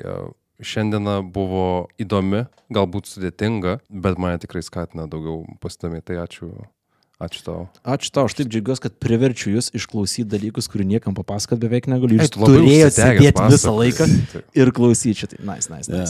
Aš tik pratęsdamas Povilą, kaip dar mažiau turbūt išmanantis temą, aš irgi prisidėsiu prie padėkų. Buvo tiršta, kaip koks riebus šipinys, bet ta gerąją prasme, kad man buvo daug naujų dalykų, daug ko aš galbūt nesu studijavęs ar girdėjęs. Reikėtų testuką dabar paduoti, pažiūrėti, kiek yra įsisąmoninta informacijos. Čia geras klausimas, nes dar vis vyriškinu dalį tos informacijos. Man aišku yra prieėjęs tas, kad aš turiu pabaigti žiūrėti tą patį Coxo The Planets, nes aš esu ir Star Trek pradėjęs. Star Trekas visada yra gerai, bet ten yra apie kitus dalykus, ne apie planetas ir jų formavimąsi. Tai man kažkaip su kažkokiu tai čia labai protingu išstojimu tikrai aš neturiu tam gebėjimų, bet man buvo labai įdomu. Galbūt pats efektas pačios sistemos, ar ne? Aš kažkaip niekada nebuvau susimąstęs apie tai, kad tos kitos planetos, kurios atrodo ten kažkur skraido, ir apie kurias, fainai ten atrodo, Maskas nori kažkur pabėgti, kad tik tai jam pasisektų. Kartu su Lukašenka. Jo, velniop, bet kad tos visos planetos netgi panašu iš to, ką tu sakei, būtų norėtųsi netgi, kad tai pasiplėtotų kažkaip daugiau. Panašu tarp jų, jos irgi veikia kaip savotiška ekosistema, ar ne, kur veikia viena kitą ir tada kokie tie yra poveikiai.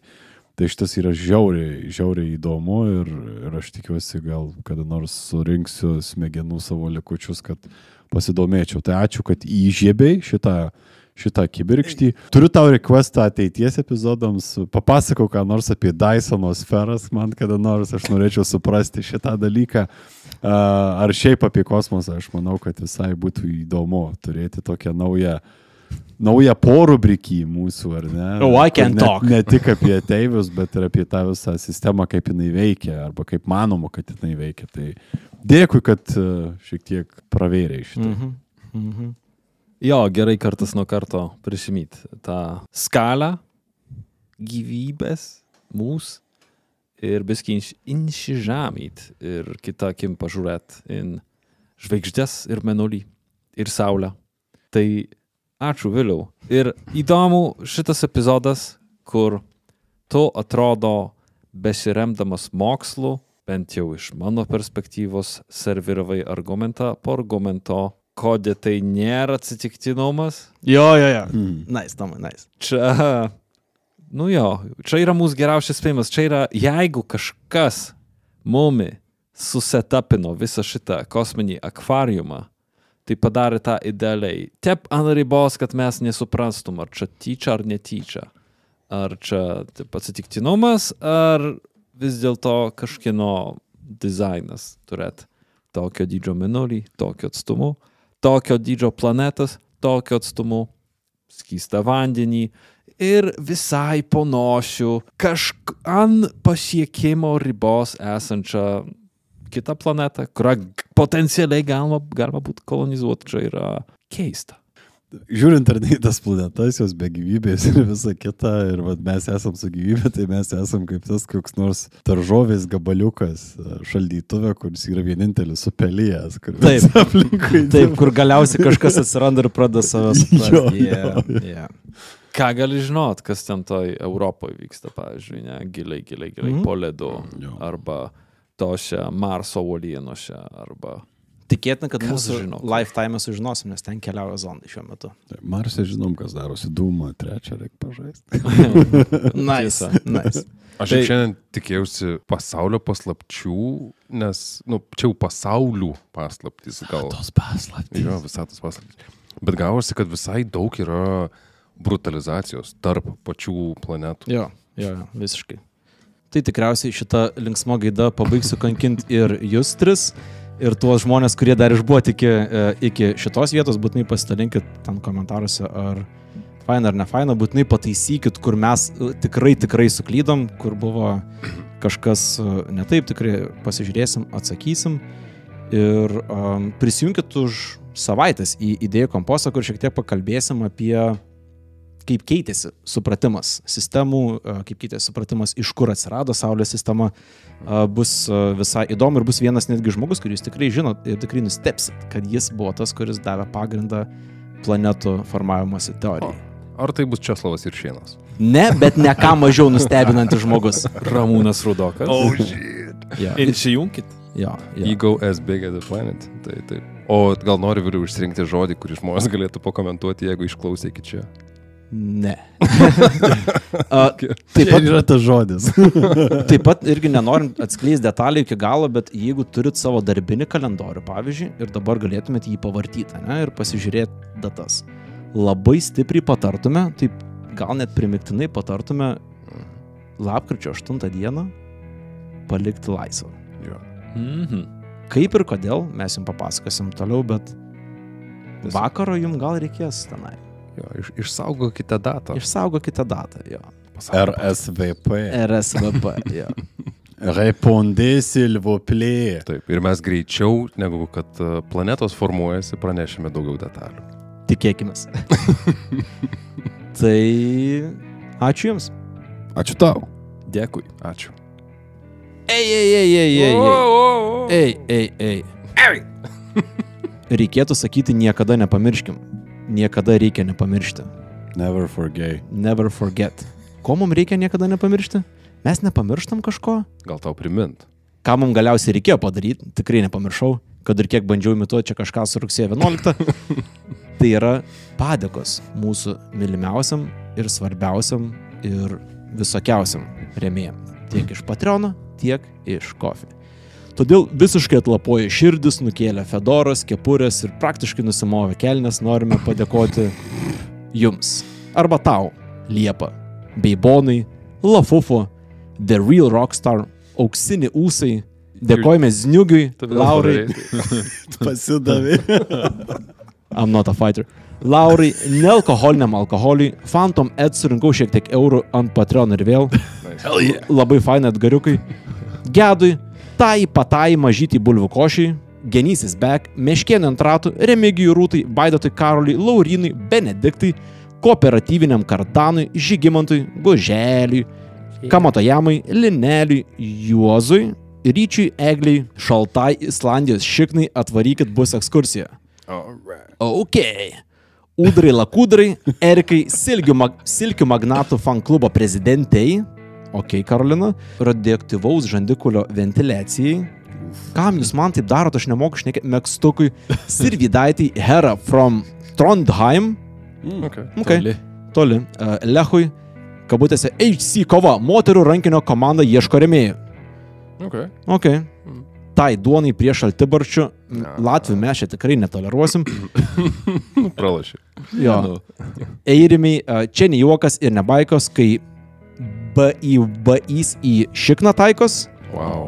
Yra kam patinka, žinai. Ingridai, ne idėjų kompostą. Ingridai patinka. Nesusiję iš tie. Ingridai, kabutėse, ne idėjų kompostą panardžiusio šuns vergiai. Wow, kaip nieko nesupratau.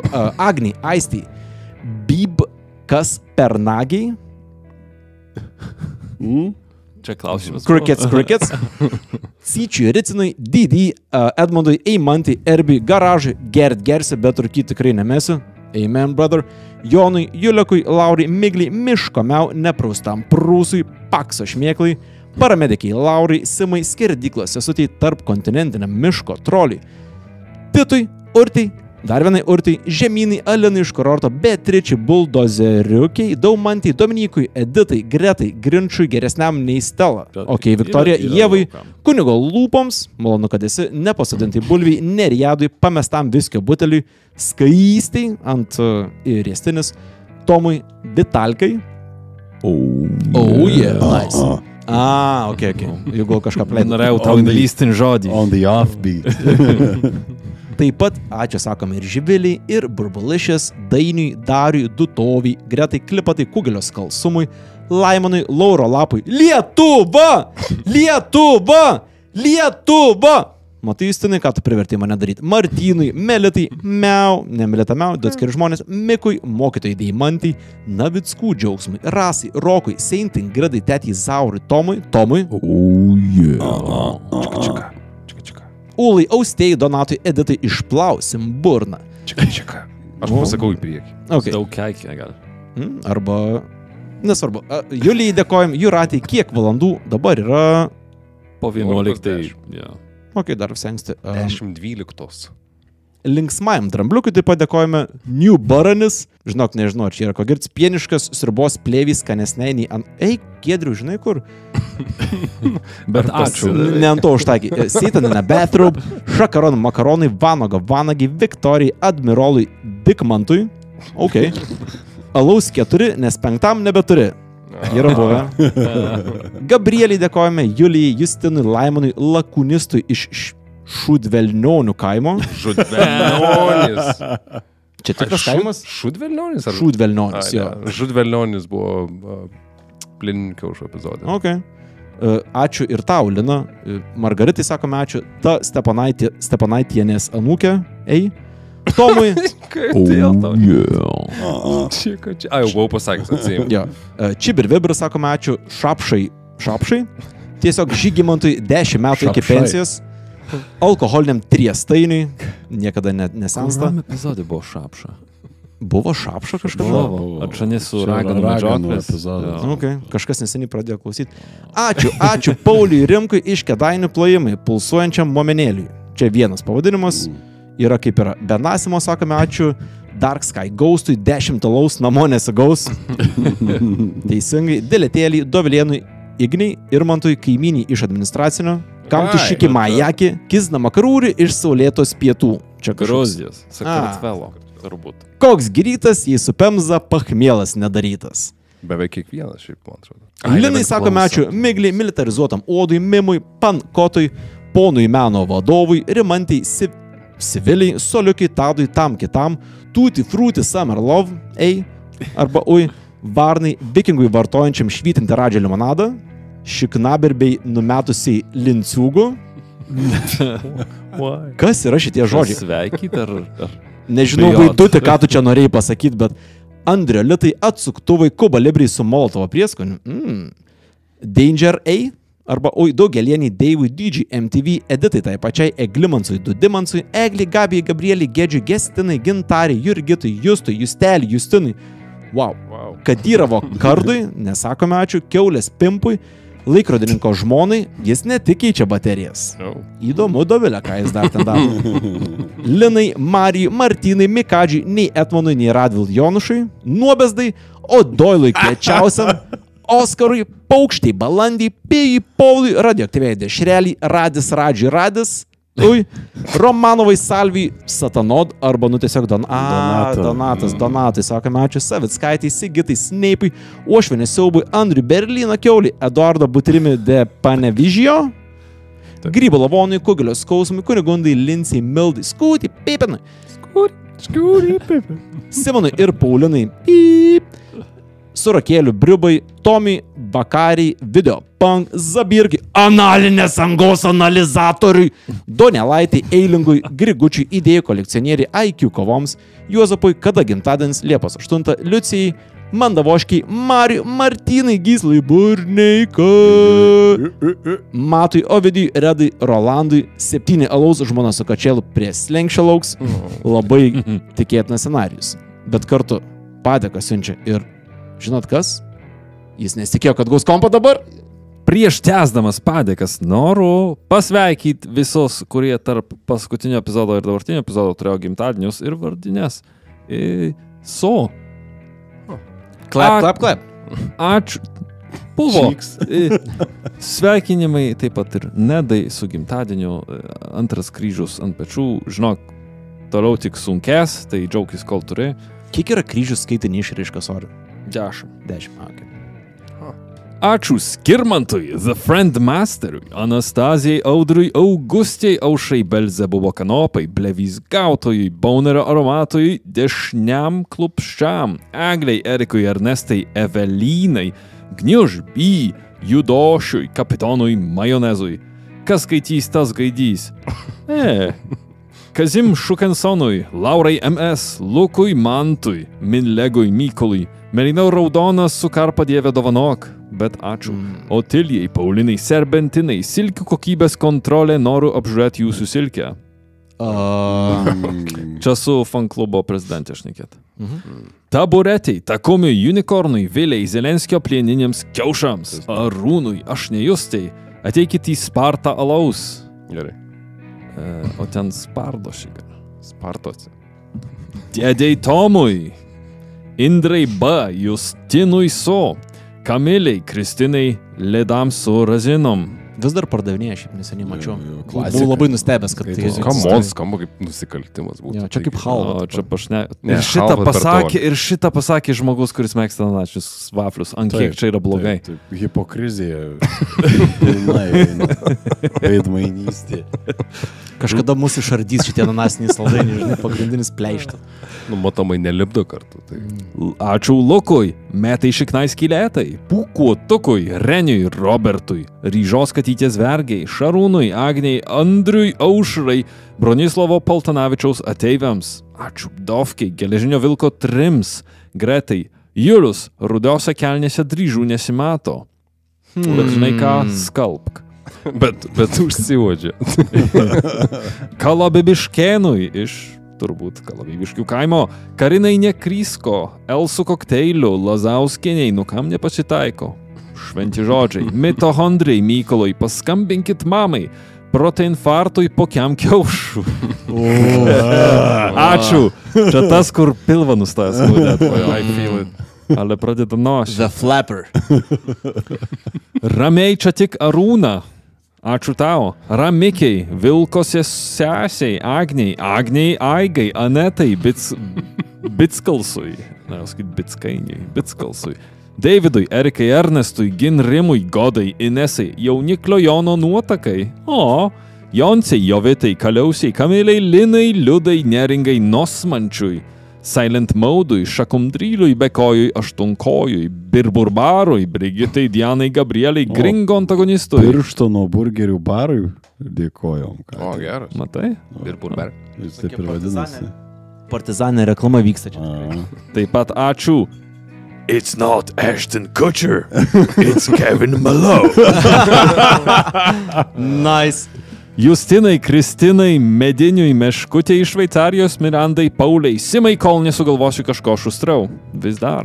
Ubagiai Velnių, Ufonautui Vytautui, Andreliui, Atominiam Sausainiui, Barškalui, Davidui, Džiugesėliui, Gailiai, Giedriui, Gretai, Hugh Jazzui, Irmantui, Karpintūniai, Kestučiui, Liolikui. Man patika, kai šveičiat mano smegnis, o tep.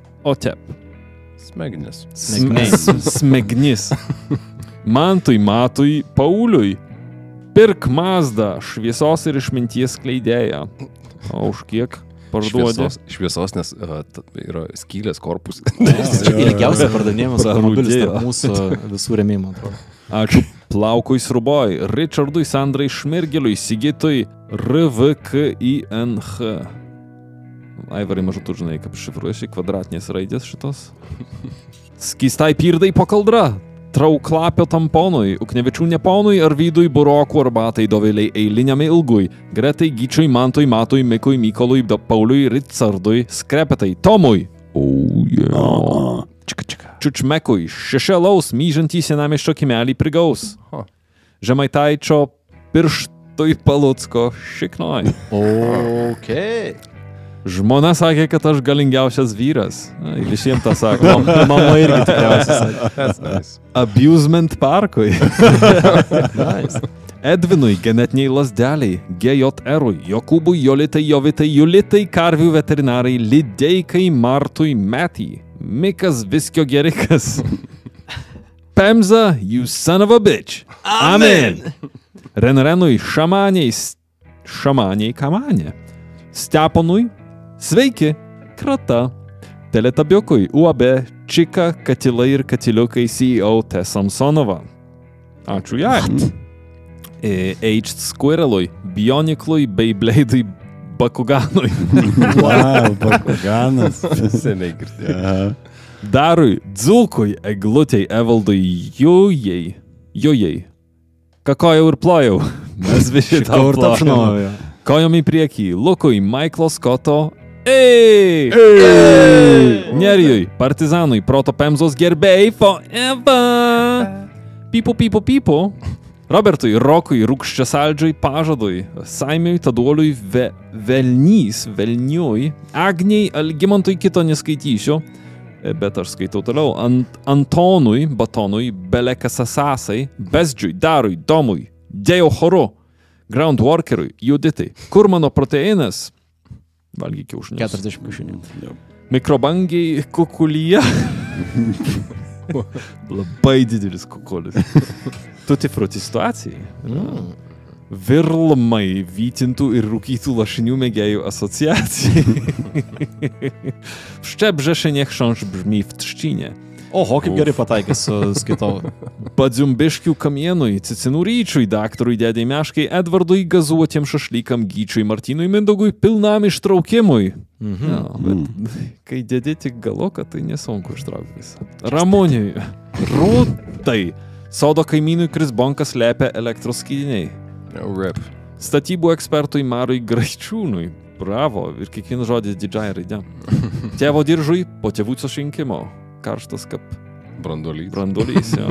Vaivai, Agniai, Agniukai, Benui, Davidui, draugiai, Gabrieliai, gersiu, bet rūkyti tikrai nemesiu, dvigubai linkėjimai. Juozui, Jurgitai, Kubiliui, Kaltam, Mykui, Kūrai, Nyctui, Poseidon 3, Rusniai, Užaitiai, Silkių magnatui vienas, o taipogi. Nepamirštame padėkų ir Vytautei, Algimantui, Benui, Gargalinai, Giedrai, Irmai, Ironijai, Pizytei, Lubinui, Dainiui, Mechanikui, Monikai, Nojui, Pakasyk Sliekui pažastį, 5 alaus, ko gero namo grįžti jau nebesigaus. Nu čia slabnesnis palyginus su 10 jo. Ei, visi savo. Sauliui, Silkių magnatui 2, 3 kartus valio Šarūniai. Valio. Adomui, Algimantui, Artūrui, Arvydui, Dėdei Gyčiui, Gabrieliui, Haroldui, Irmantui, Makakai, Tomui, Tomui,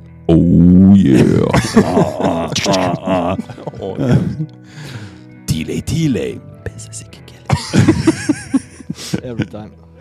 Vasariui vėl bandančiam pabėgti. Žutko Britkovičiui, Andriui, Aurimui, Balandaitai, Davidui, Domui, duok 5 eurus. Tu duok. Ne. Džiugui, Giedrei, Ievai LR, Johnny Bravo. Thank you very much. Kazokiniam, Namalėtų nakrantų smėlėtų, Povilui, Rindaugui, Tomui, Oh yeah. Šarūnui Černiauskui ir Sienai. Nežinau, kaip kolego žiūri tai. Gediminui, You Be Reading, Agnei, Ai gerai tik nespank, Aluotei pakaus. Artūrui, Audriniui, Bedarbiam betono daktarui, Delfui, Dominemui, Dovydui, Eimantui, Evaldui, Giedriui, Karoliui, Košmarėliui, Lukui, Mariui, Pauliui, Simonai, Tomui. Oh yeah. Čika. Audriui, Baniui, Didusui, Skibidusui, Doviliai. Einama laus, kitaip Dievas nubaus. O.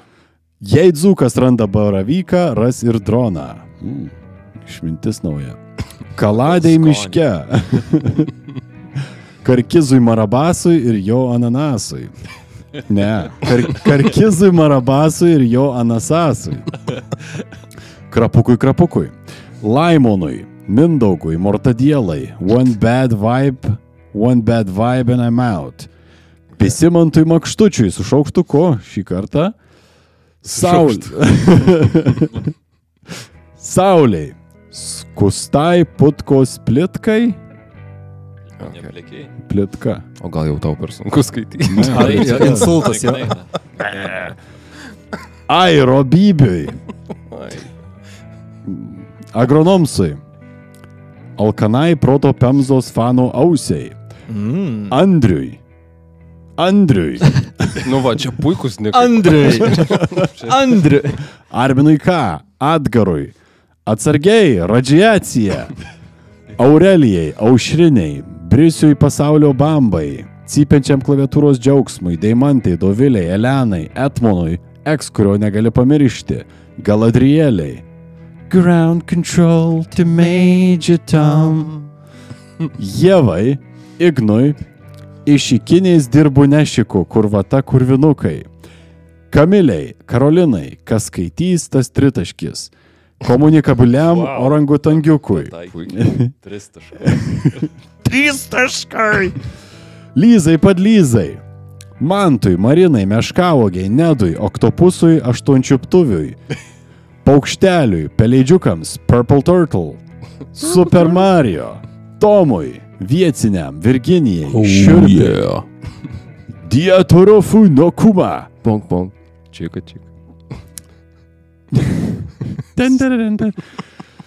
Ausies skausmui, Bailiui anonimui, Baronasui Novienui, Deimai, Deimantei, Desmondui, DFGZB, Džiunglių šniūrui, Elenai, Gintai, Gretai, Indrei, it's better to poop in the sink than to sink in the poop. Amen, brother.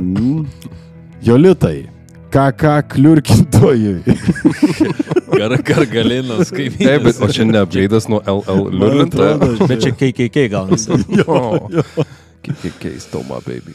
Kniaukiančiai katei 4:30 ryte, užuojauta. Košmarų kurui, krapui tarp dantų, kuprotam šiferio vagiui, marinuotiems agurkėliams, Martynui, Mičigau, Monikai, net nedirbu, kol nėra naujos temos pemzoj. Nu, blemba. Ilgai nedirbai. Smuko Lietuvos BVP.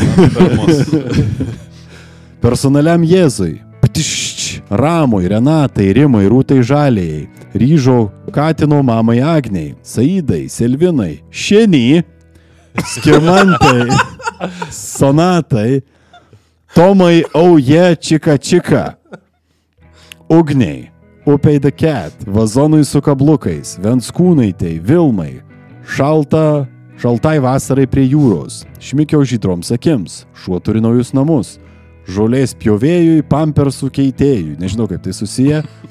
Tėvystė taip ir atrodo turbūt suburbijoje. Jo.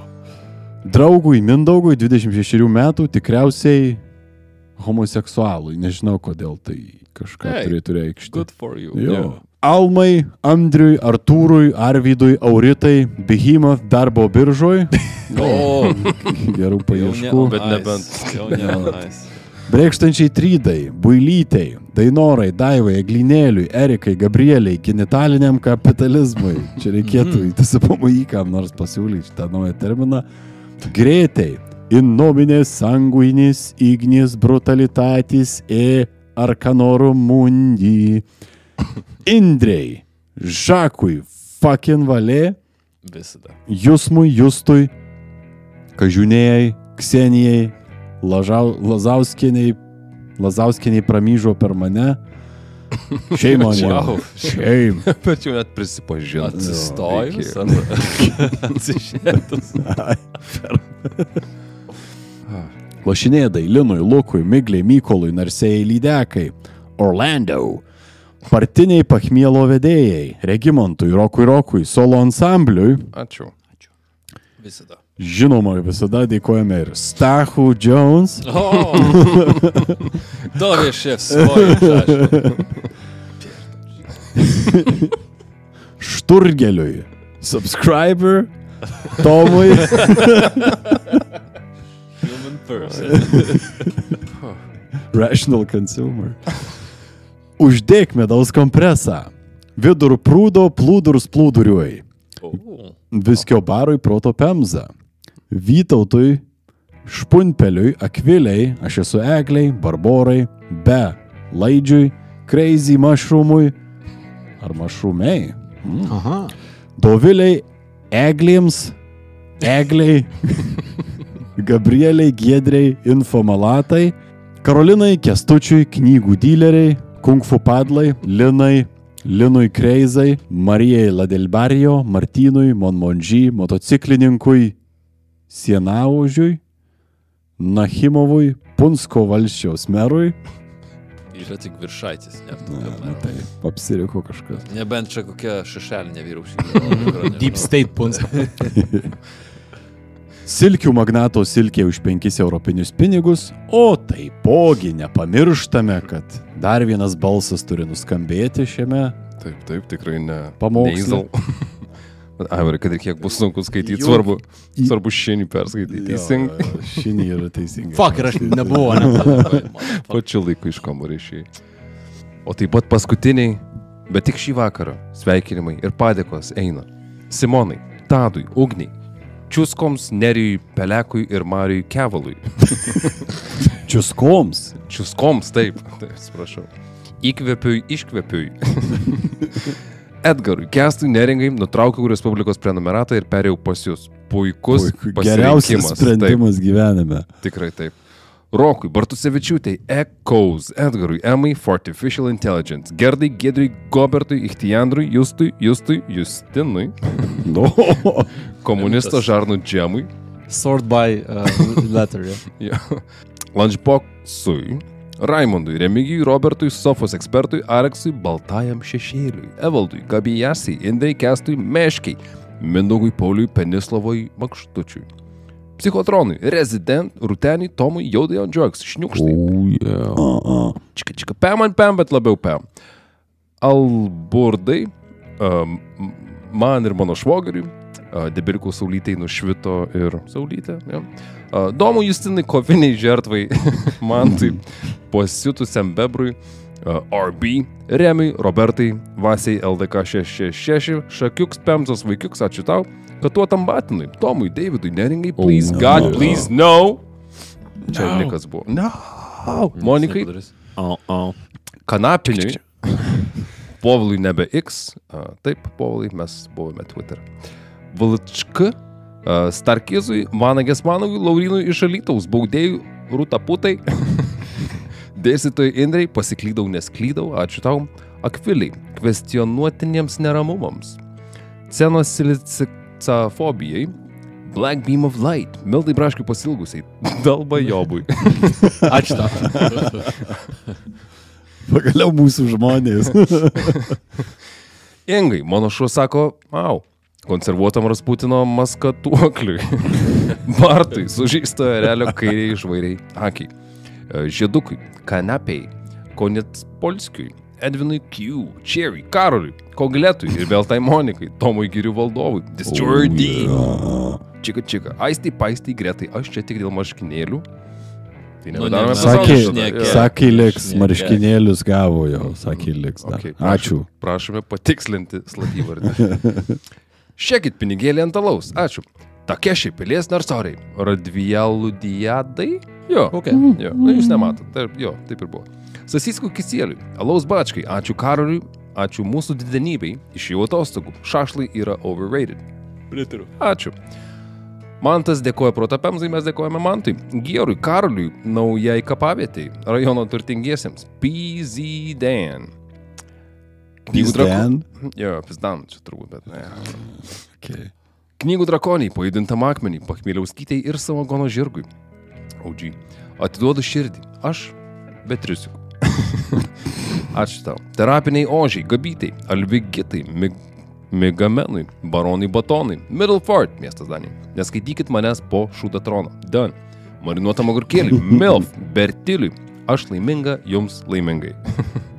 Guodai su uo, Lavono mūsų debesiui, Lazarosui, Mingailiai, Justui Kud, Emiliui, Master Kame, nagingam jūsų namų meistrui. Viktorija. Kokias 9 A. Prezidento stuburui. Not found. Yeah. 404. Štai kur jis. Norėtumėm padėkoti. Jo, kuris slepiasi. Gretai, pacau ponui Pauliui, Jurgitai, Indrai, jau ratai, raugintams bulbėms, Astai, Jorindai, Fat Potato, tu vis tiek gražiai.